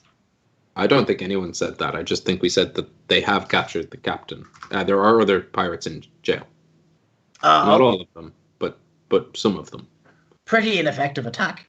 You know if any of the other ones are leaders? There were a couple of different captains. They seem to work in some kind of, I don't know, not a council, but different heads. And the other ones might be slaves. They have a lot of them. I don't know. I mean, you traveled on their ship. If anyone here in this room knows the pirates, it's I'm more wondering. I mean, you seem like you're fairly you've eared to the ground with what's been going on with this. I'm wondering if you heard tell of any other leaders that were captured, or is it just Fresh Prince of Kildare? I think there's just one pirate ship and one pirate captain. I could be wrong though. Okay. That was the part that I was confused by. I thought there were multiple ships. Never mind, carry on as you were. Are there multiple ships? I mean, multiple ships exist. I don't know if they're here. We've seen a couple of different pirate ships, but I wasn't sure if they were here. We've been in a different plane of existence for a while. I'm still playing catch up. It's been a hell of an evening, to say the least. Probably the same for you. Yeah, it's been frankly unsettling how fast this has moved, and to learn that there's only 1 month until the end of the world. We need to decide who does what and how quick. So I suggest you get your personal affairs in order before we even move forward. I mean, what about your? How is are we like fairly close? We're not talking across the table or anything, are we? You are, sorry, to paint that picture, you are standing around a table with a map of Hibernia sort of dagger stabbed into the corner. For the audience and also for ourselves, I think we've lost Gab's mic. I think someone secretly has cast a silence spell. No, I don't think we can hear you at all. It actually sounds horrendous. It's a lot. We may have to take a wee technical break. Should we take a quick 5-minute technical break and we'll be back? That's probably the best way to do it. I mean, we can slice it together. Oh, hey, just in time. No breaks. Is the stream? No, I think we're still good. It is. No, we're good. Oh. Yeah, lovely. Nice. Hey, all hail the technomancer. Thank you, Paul. For the people in the podcast, now that that's a thing, most of the video messed up. That's what we were saying with MASH, and then we lost. They didn't need to know. The rest of you listening to the podcast, it's all perfect. Didn't give it away. There's no problems. Lucy could have edited it out. That's not. Well, then, that sounds then like you can edit this. Like a month from now, I can fully imagine Lucy listening to that exact sentence on headphones and being like, no. No thanks. I'd be happier without bothering. Precisely. We're a pretty transparent stream. Anything that happens live, you get to see. We don't have a choice. That way, all the benefits of transparency, none of the benefits of edited entertainment. We're around a map with dagger stabbed in. Yeah, you're around a map with dagger stabbed in. Classic, almost classic pirate style, but classic adventure style. I want to start massaging Lanfalan's shoulders. Be like, you got to relax, man. You're very tense. You're a very tense guy. I understand you got to be serious, but like you said, you only got maybe a month to live. You got to relax. I am uncomfortable at this sudden physical contact. Please. All right. I mean, at least he's not just picking you up whenever he wants to. Don't do that to everyone. I don't actually ask you permission for that, do I? Well, I'm sure you enjoy it. Whee! As Huck is raised in the air and almost like catching yourself too late when you pick up your sweet baby child and toss them up in the air and go, oh, we've got low ceilings in this house. But no scraped skulls. So all good. I suggest you get your personal affairs in order. We can stay in contact. I think perhaps for myself and Abby and Susie and any of the Fianna here in Draíocht from this particular district, we might gather anyone who might be on our side. And yeah, it'd be great staying in contact with you and Abby and just those people. That'd be great. It'd be great. Just those two. Just me and Abby and just you and Abby would be great. That would be. I feel like that would be a great. Arlington, you forgot about Sour Sue's. There's 3 of them. I know. You see, you're bad at counting. Yes, that is my name. I am Arlington. I love books and staying in contact. Is Lanfalan your full name? Yes, like first and surname. It's just one thing. Lanfalan. Okay. So we could just call you call me Lan. I've never met a literal fallen angel before. I'm a little bit smitten, if I'm being honest with you. It's sort of. Is that what you are? No, I have feelings. Mm-hmm. I hope you don't mind, but the rest of you, can you keep him away from me? My friend. Too much for you to handle. Absolutely not. Look at the size of him. We can't control him. Well, can I just ask you then, my large hairy friend? Look, ground rules.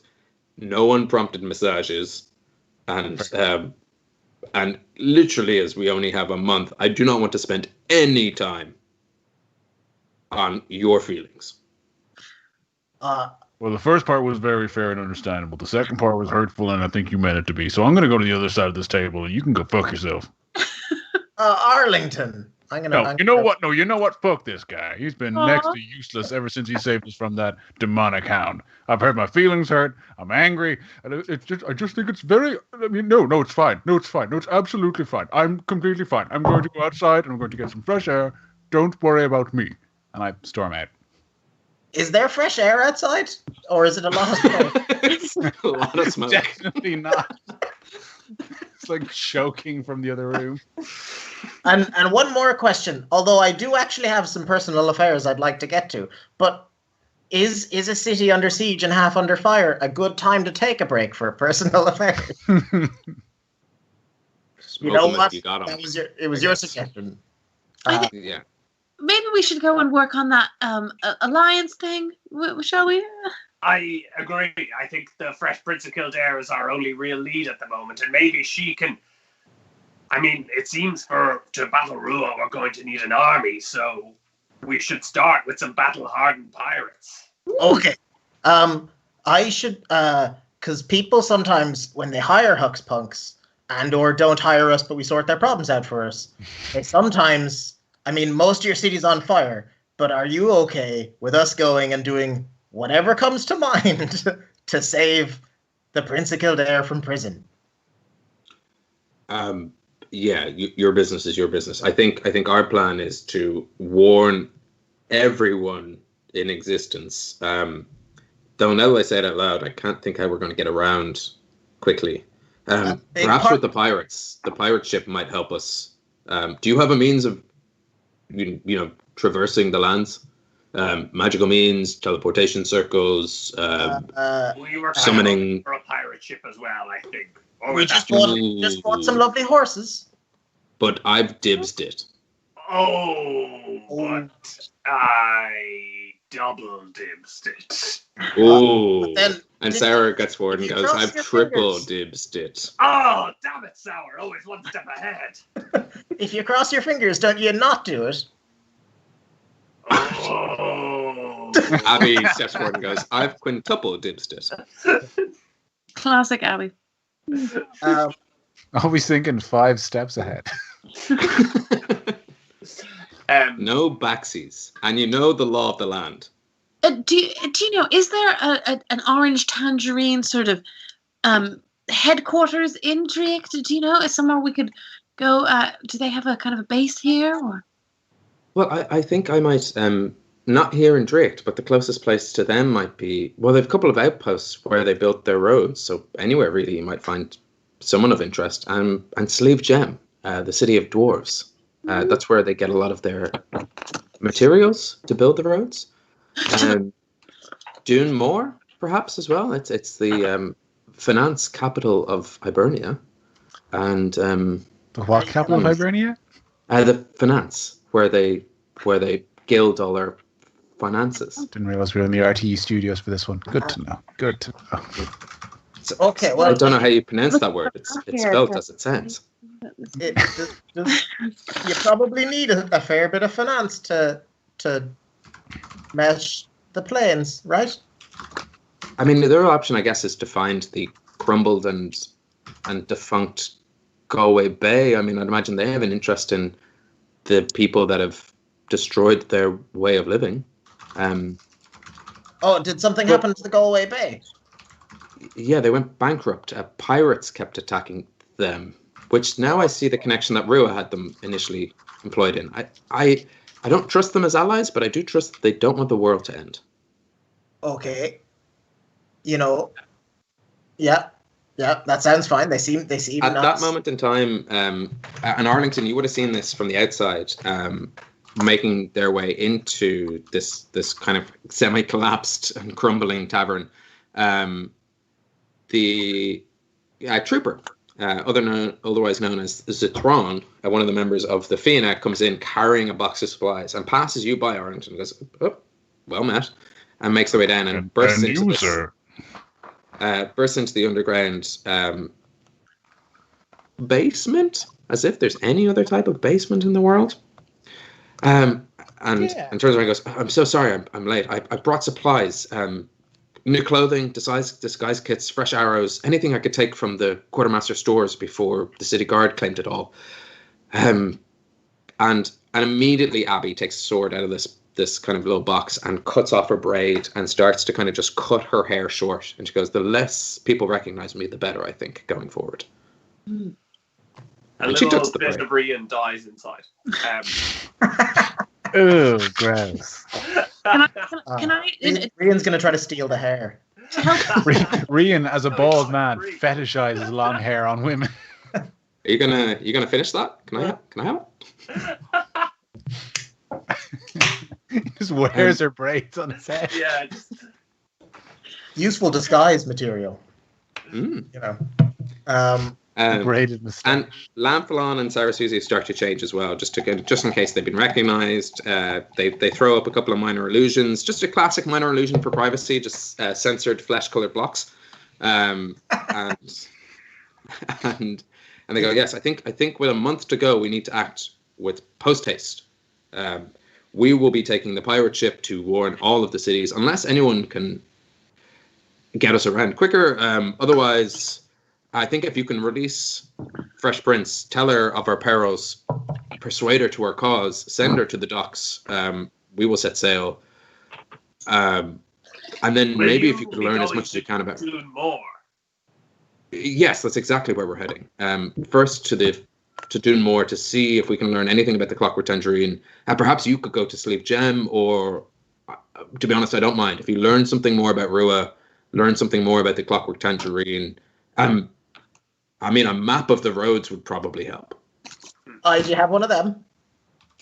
No, that's why my tone was like, that could be something you could do. We've only made one road so far on it, so we're honestly not doing great on the mapping, but we can work on that. Yes. Well, how hard can it be? It's just a road. You draw a straight line. Sleeve Gem, that would be good. That's near the Widow's Ravine, and I might have some also friends with some orcs there that would be good for the whole armies to battle the mummy. So that could be a good direction to go. That's Selosits. Nothing. Sorry, Huck. I realized what she was saying. I thought we were battling a mummy as well. I mean, we are. We were battling Iggy's mummy. Yeah, you know what? It's a little Huck's Punk's humor. You wouldn't get it. His face does look like very like someone who does not get humor. Like, it's rare that you meet somebody who's just like, yes, okay. So we gather as many allies as we can. We have a means of getting in touch with each other. I think we just keep each other informed. The only reason I don't suggest perhaps like a joint group is that we might be too big, and if Rua has eyes everywhere and can literally spy on us at any time, the more split up we are, the better. Because what? Does she have 1,000 eyes? Does she have 1,000 eyes? We've only seen two, she but had, there might be more. The tree might have had a couple of holes extra. You know every hole in your body is not an eye, Huck. I did not know that. Never really thought about it. I guess you're right. Could I have a quick sidebar with the Huck's Punks? Mm-hmm. Aye. By all means. Yeah. And also help yourself to new clothing. Does Rua know your... I don't want to be the one to suggest it, but if Ruin knows you're called Huck's Punks, potentially advertising it on the back of your cloaks is a bad idea. We could change our name. Great point. I've been waiting 20 episodes for this. Yeah, it was a rebrand in order, yes. I think I'd rather the world end I love all my I'd rather friends. die and I'd take rather everyone with all of me. us get caught and die. We'll leave you to the sidebar. Look, I guess for pure privacy and trust, I'll just do one of these. Thank you. You can't. You're do it. welcome. Oh, damn it! Oh, shit. And then I'd like to pull Huck's punks aside and go, I think if they're taking the pirate ship and they're going to do more, I think I am going to go with them. I have a bit of unfinished business at Dunmore. That's where Trolltunga is, and I need to make sure that he's taken care of. Also, Abbey de Vauclair is going, and you know my feelings on that. Thirdly, I'll give you this book that Abbey de Vauclair gave me, so we have a means of communication. Okay, and I suppose you'll be so close to her that we'll be able to talk to you through that. Oh no, I'm going to take Abby's book, I think. Maybe. Okay. Are you sure? Give it to me. I'm gonna. The book, that is. Can I grab the book immediately? Mm-hmm. All right, I'll write to you every day. I'm gonna start writing, hi, Brian. Nothing happens. Claire opens up the book. Oh God, what's happening? Are you sure? Are you sure you do hate pirates? I do hate. Having met You the hate French that one Prince of Kildare, I think that my problem isn't so much with pirates. It's with one particular pirate. There are good pirates out there, as we've met. There are pirates who are honorable. There are pirates who are noble. There are pirates who have a code. What I hate is evil. Evil pirates who do evil things to evil people. Wait, I'm not evil. Hold on, I'm good. When you do defeat Trolltunga, could you, and I know that you will, could you then draw a little cartoon, several boxes of it showing exactly how you did it so that we can sort of vicariously live it in the book? Well, I'm no artist, but I'll try my best. Okay. I suppose going undercover is a good plan, and best, as the leader, you should go check on them, because we don't know about this Lanfalon fellow, and having someone with eyes on Abbey de Vauclair, and I know you'll have eyes on her, it's probably a good plan. I saw Lanfalon agreeing with me there. I didn't want to say, but yes, it's a tiny room, and you know what they say, is it bigger than your elbow? Don't put it in your ear. So I haven't. It's just good. What? Sorry, ear what? hygiene. Did they say that? It's bigger than your elbow. Unless it's bigger than your elbow, don't put it in your ear. Yeah. That's everyone. That's like everyone except for phrase. Iggy, who didn't have a mommy growing up, should know that if it's bigger than your elbow, don't put it in your ear. Wow. And I say that not insulting. I just mean factually speaking. It is Well, advice your sorry. This has been one of the most insulting and heart-wrenching sidebars. I really don't mean it to be That might offensive. be I the just, meanest thing an NPC has said to us. facts are My facts. airplanes over the years. If only I'd known not to stick those large rocks in them. Well, if they were bigger than your elbow, you by all means plug them in. No, she has massive elbows. Have you not seen? Well, I thought you said if it's bigger than your elbow, don't stick it in your ear. No, if it's bigger than your elbow, you can put it in your ear. But I what don't think you can. I don't think it'll fit. Why? But that's the Why is point. this an expression? You know. I mean, I'm not there. This is me, Wes, replying. I mean, Anyway, because I'm not private. can I give Rian a hug and quickly sketch a little picture? I just want to point out that we do not have the Fresh Prince of Kildare, so Rian, you could still help with that if you wanted to. Oh, Because you guys. Oh, you're not leaving until I thought this was like an hour. Never. Yes, we will get the Fresh Prince of Kildare and be back then take the boat. Press pause on this emotional goodbye. Also, Huck said I was the leader earlier. I want to double click on that. It was about to be a really awkward never half said hour you're for the the rest leader. of the stream. I said, Yeah, as the it's like leader, saying I goodbye should have and suggested you're it. walking the same way. Yeah, we just like bump into each other at like different sides. She's like, "Oh, hey, how's it going?" I mean, by all means, Rian, you don't have to go do the rescuing. I just think we shouldn't steal a pirate captain's boat. Like, Without the pirate captain's permission. That would make us pirates. I get it. Yeah. yeah, I'm not. Wouldn't she be the one person who wouldn't mind being a pirate? I've heard they have a code, and that could be rule number 1. No stealing. Finders ye be keepers is the pirate's code. Aye, okay, so we'll free her, then, we'll just have loads of fun doing that right now, and then Rian might not want to go, or perhaps he'll die. One or the other? Not neither. One or the other. Look, I'm not your keeper, so like, let's just say meet back here in. Hopefully, we can all figure out when one evening's time is. Aye, we'll Sure. see you. We'll see you this evening. Yes, Yes. but like we'll be at the docks. Kildare, We can't go anywhere until you have the captain. So take your time, settle your personal affairs. We'll be here in this collapsing tavern. We might move tavern. Look, before you hand over any books, like hold on to it maybe. Rian, also you're welcome to stay with us. If you don't want to come face to face with pirates, I'm picking up some sort of pirate thing. He was an intern. That would explain it. They have a formidable interning system. The pirates. They made him work for exposure. Oh. Oh wow, Wes said two I clever. really wanted to hang up on the call there, but I don't want to fuck up the overlay. Stuck your head back in the sporting building to say that. You just stuck my head in. Yeah. I could sense a bit was happening. So we're going to leave. We'll be in another. We'll stay here safely.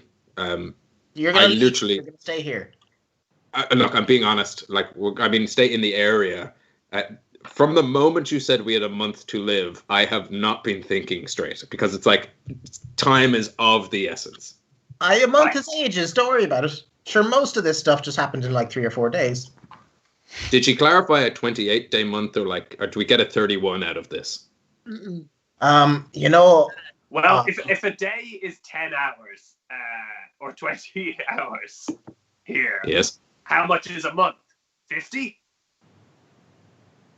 50 hours? That's like barely 2 days. 50 days. Oh, Honestly, that's Maybe. a question. Then I feel like for some reason. No, I would have expected it to be a 24-hour clock. Why would you why? say that, You've Rian? literally Because- never known anything else in your Yeah, life. you've had no concept. Why would you think 24 hours make any more sense than 20? So weird. We have 10 fingers. It always feels like we're 4 hours short, you know? Well, that's just life. You know, if you had a 24-hour day, you'd want a 28 one. I think we have, roughly speaking, 4 weeks, however long weeks are in this world. Fair. I don't understand why you overcomplicate time in this game. For incredibly Not a lot powerful. of time travel do for what not we a time have. travel show. So are we going to the prison? We're going to the jail. Prison might- for people who've been convicted.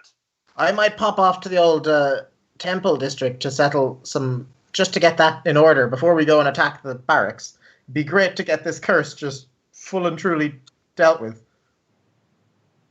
That was all a sidebar. Landfall, and no questions about the curse.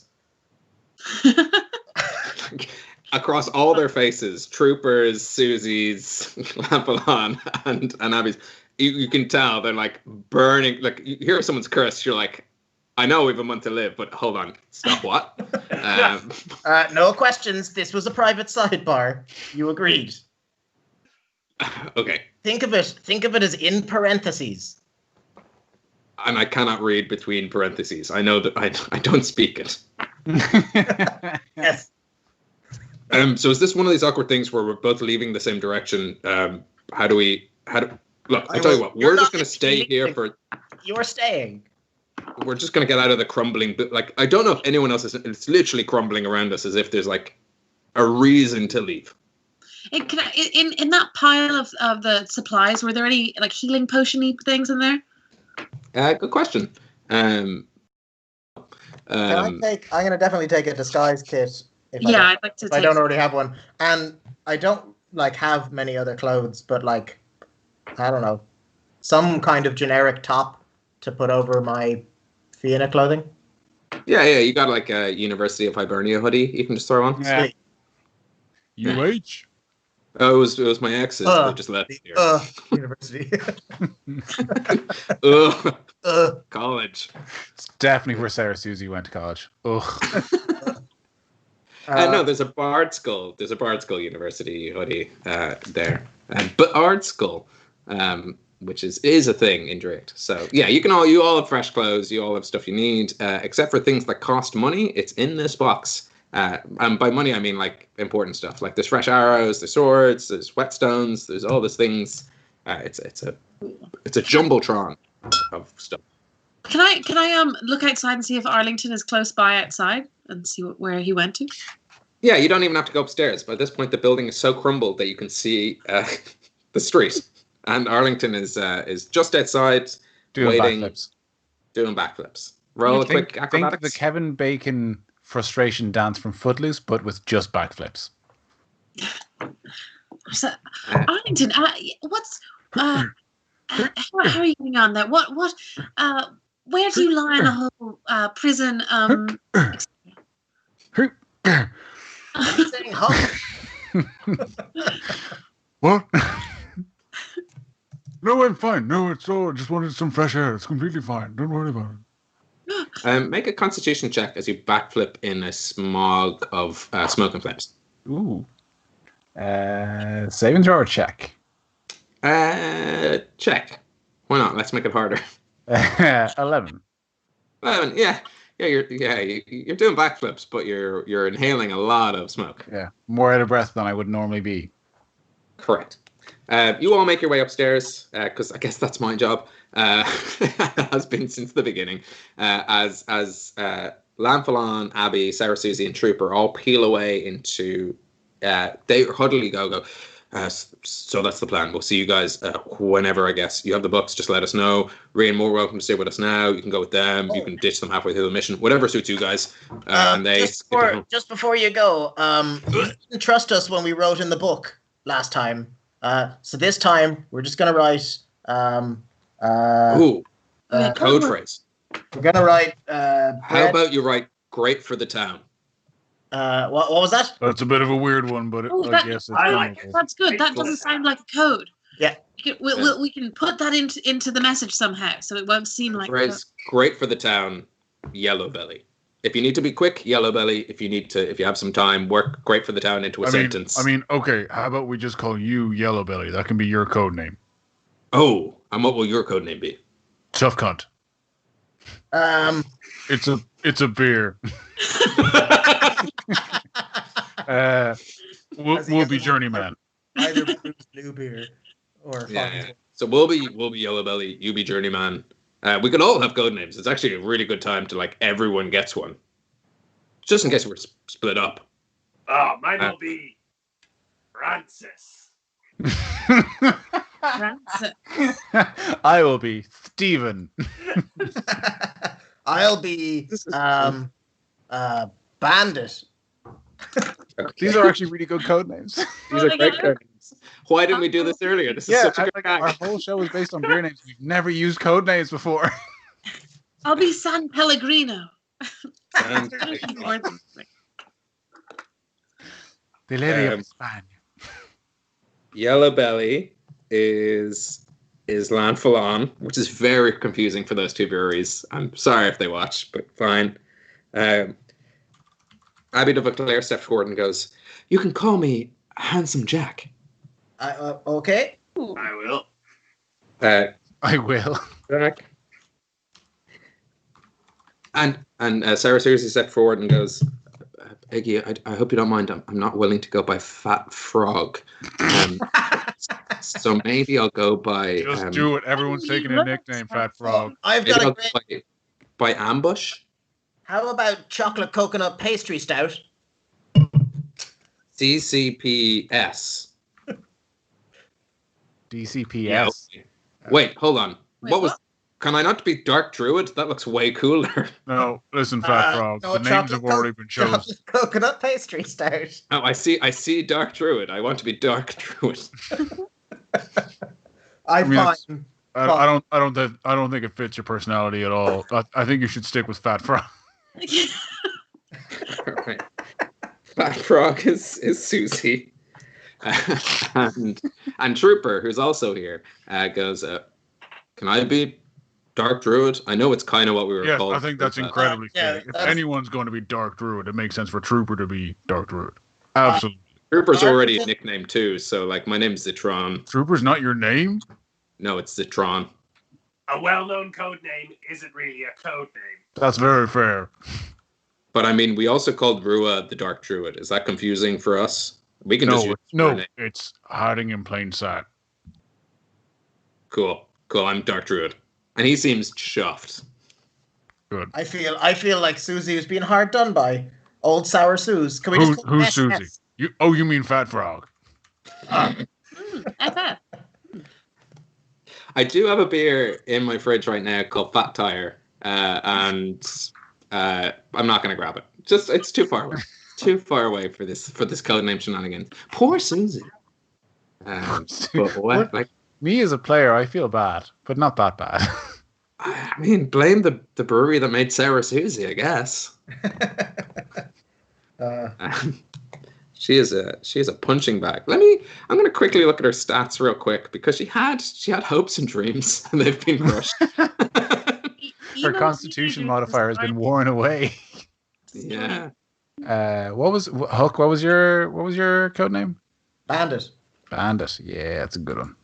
Not super inconspicuous for a code name in a potential heist. Well, the other option on that can was Gypsy Hill, and not touching that with a long stay. I didn't want to be a Gypsy Hill. They're the brewer.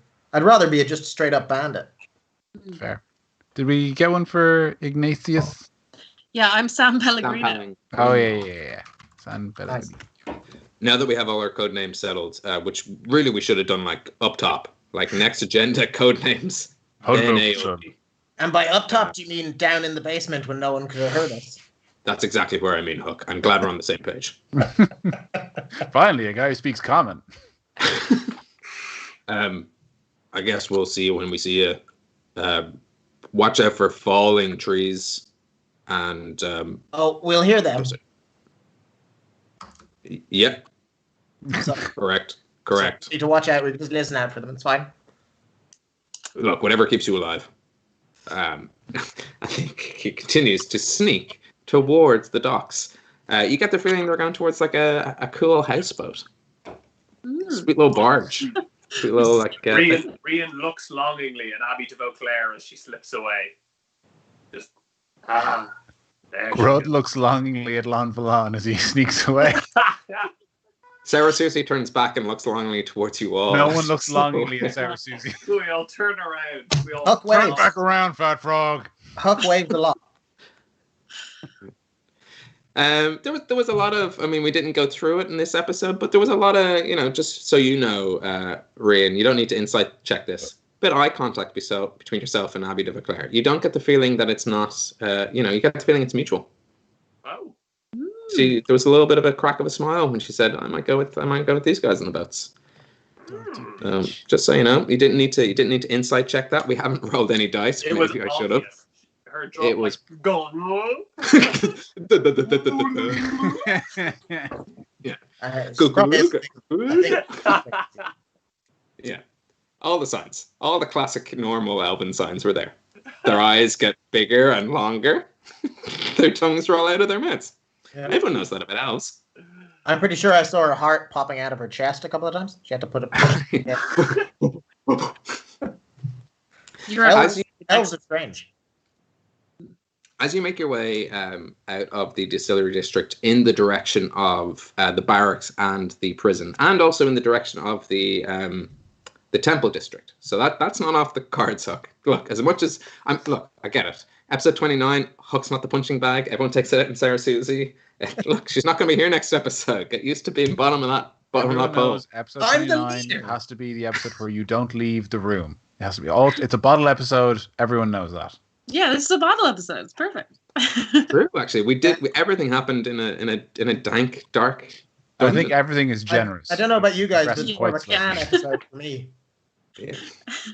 It's not that it's not shocking. We had a conversation, and I was in one room. Whoa. Normally we transition. That was like really creative camera angles and like storytelling. It's right? actually a welcome change from planes hopping. As a character, not a player. It is still raining.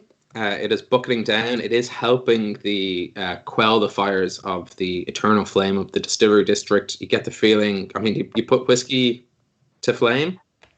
Not only does it smell good, you're not too worried. So it's lashing down rain. Sorry, what was that? We put whiskey to flame. Yeah, so you're in the distillery district, which is both like booze and whiskey and gin and all sorts of spirits. You do kind of see when you're outside Arlington.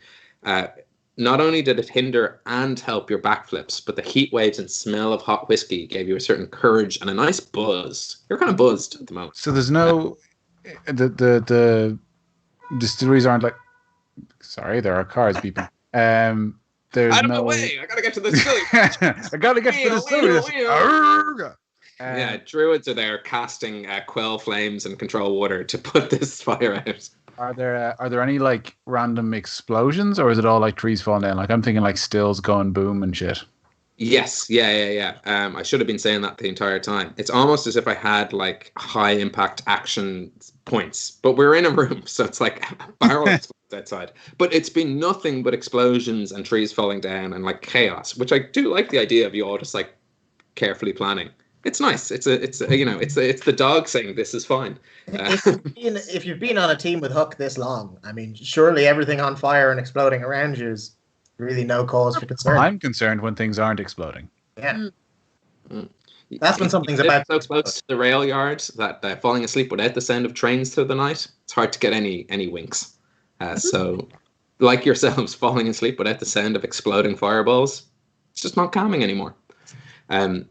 It's lashing down rain, smell of hot whiskey in the air, all giving you a sort of nice buzz. And as you make your way through the city of Draíocht, you do see as you wander through the streets, there are patrols of city guards out.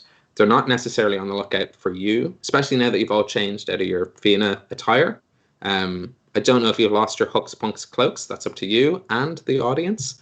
Inside out. And you do. Actually, yeah, sorry. So did I get in at the box of junk, or did everything move outside? I'm perfectly fine with not getting my nose in there. You could have taken something as trooper past you, should you wish. Were there any, like, you said there was disguise kits and shit. Was there anything like, the city guard armor or anything like that?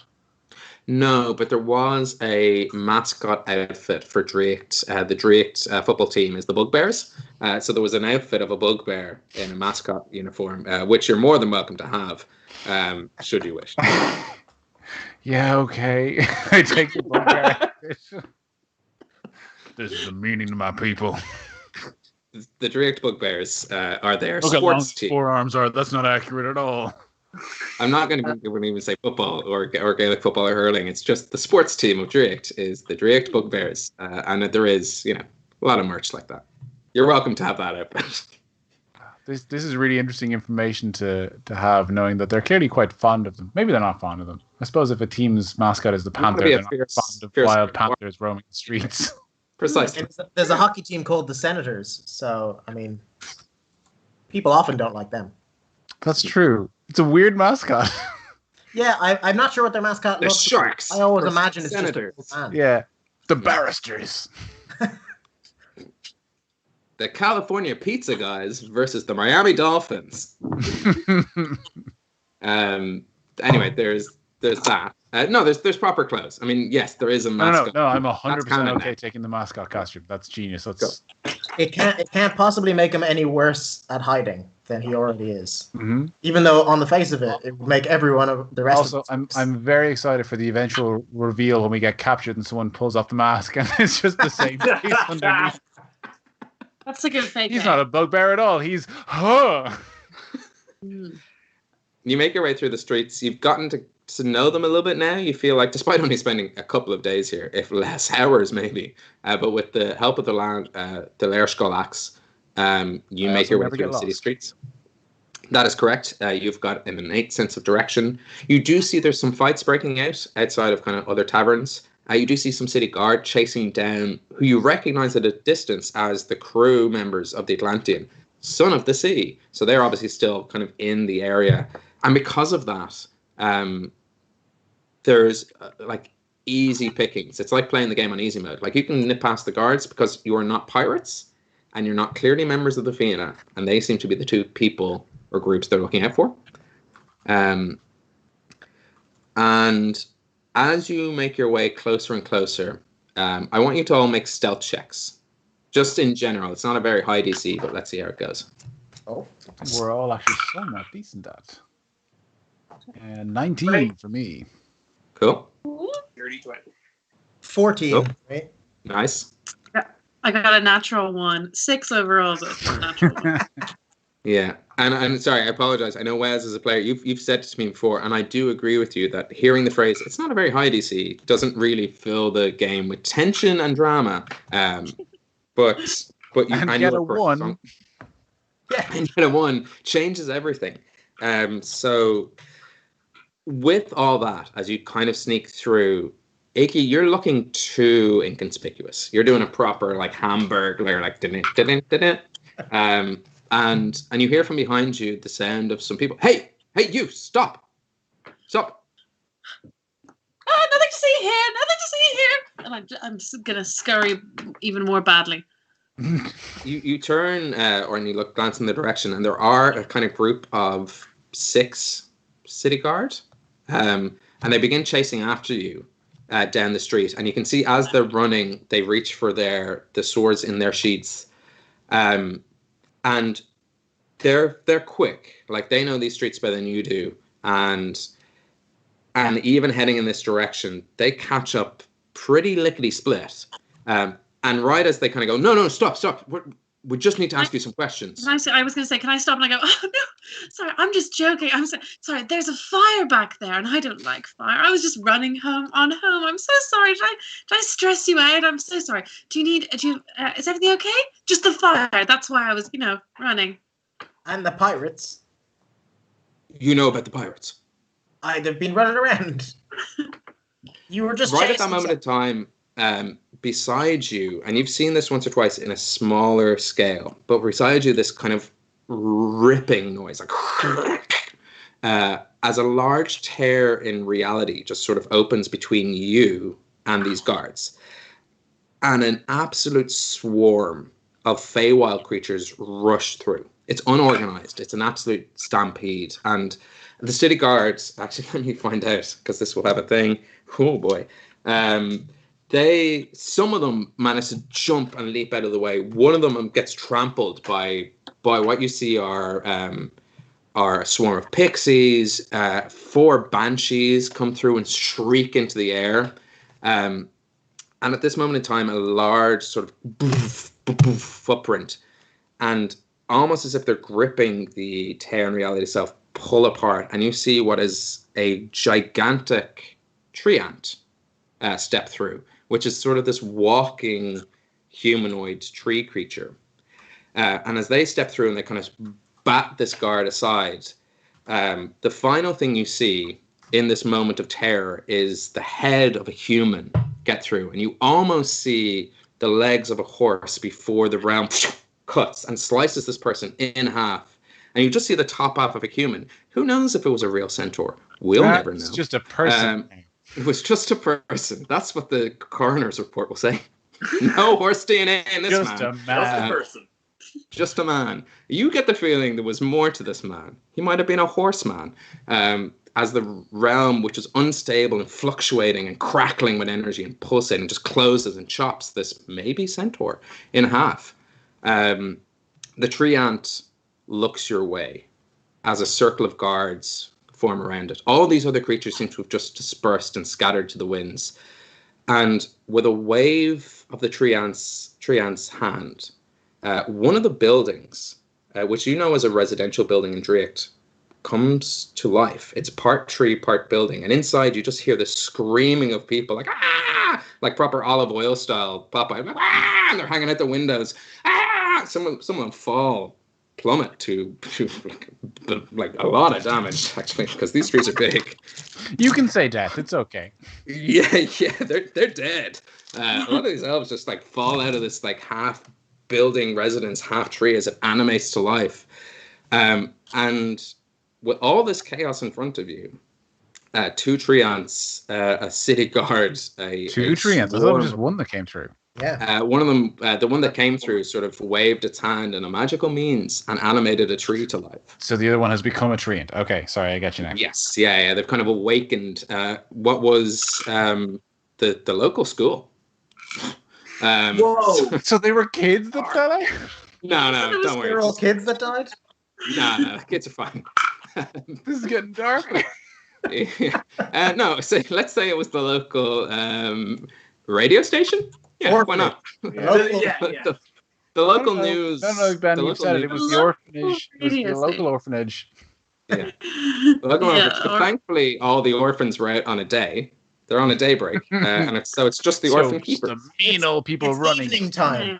What kind of Yeah. day? The orphans are on a day out to the whiskey district, and they're all on fire now. They're So- fine. There's yeah. burning orphans in the river, but the orphan keepers are falling out of the windows as these 2 gigantic trees just kind of peer down towards you. That is where we will end tonight's episode of Homebrew. Man, if only I just spread out that tension like through the entire episode. Lol. Well, we were locked in that room. There was no way of getting out. So our hands were Yes. tied. Yeah. That unbreakable lock called Plot kept you stuck inside this basement. Gotta get these answers. And right in the middle, you're on the cusp of the temple district. Sorry, I've called it something else in my notes before. The tree didn't happen to be that one other tree that we knew, Larkin, right? It's a different tree. Yeah, Oh, Larkin was quite small. Oh, this Larkin is was what you're yeah. doing. Oh, if it's Yeah, Larkin, this is- we're reasoning our way out of this. He's our best mate. Yeah. yeah.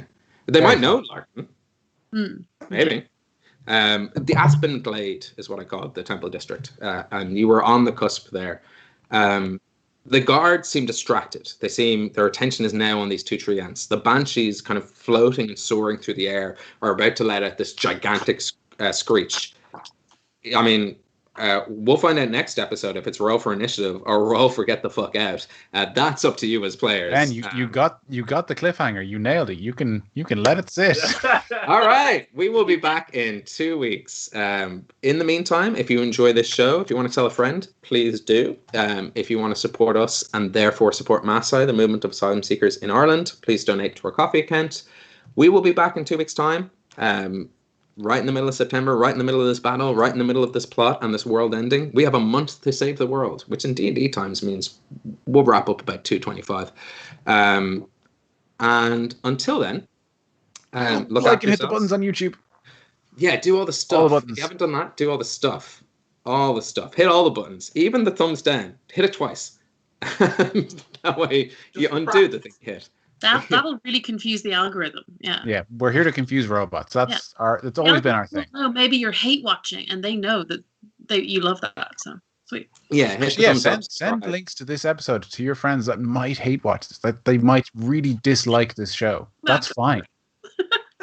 Start arguments with your mates. We're still in lockdown, baby. It's still Just- pandemic city. Send this episode with a political comment that you know they will disagree with. That's the discourse we're looking to instill in people. We want incited people to click on this link and then hear me badly singing Janet Jackson at the very beginning to really quell You their sang it frustration. fine. What the world needs.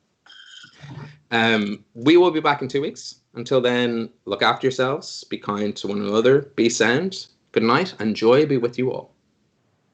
We're gonna kill some trees. Trees, common enemy, finally. Trees. Nice. Wow. Yeah, screw those trees. It's a metaphor. No! I'm dying for the bathroom. I'll be back in a second.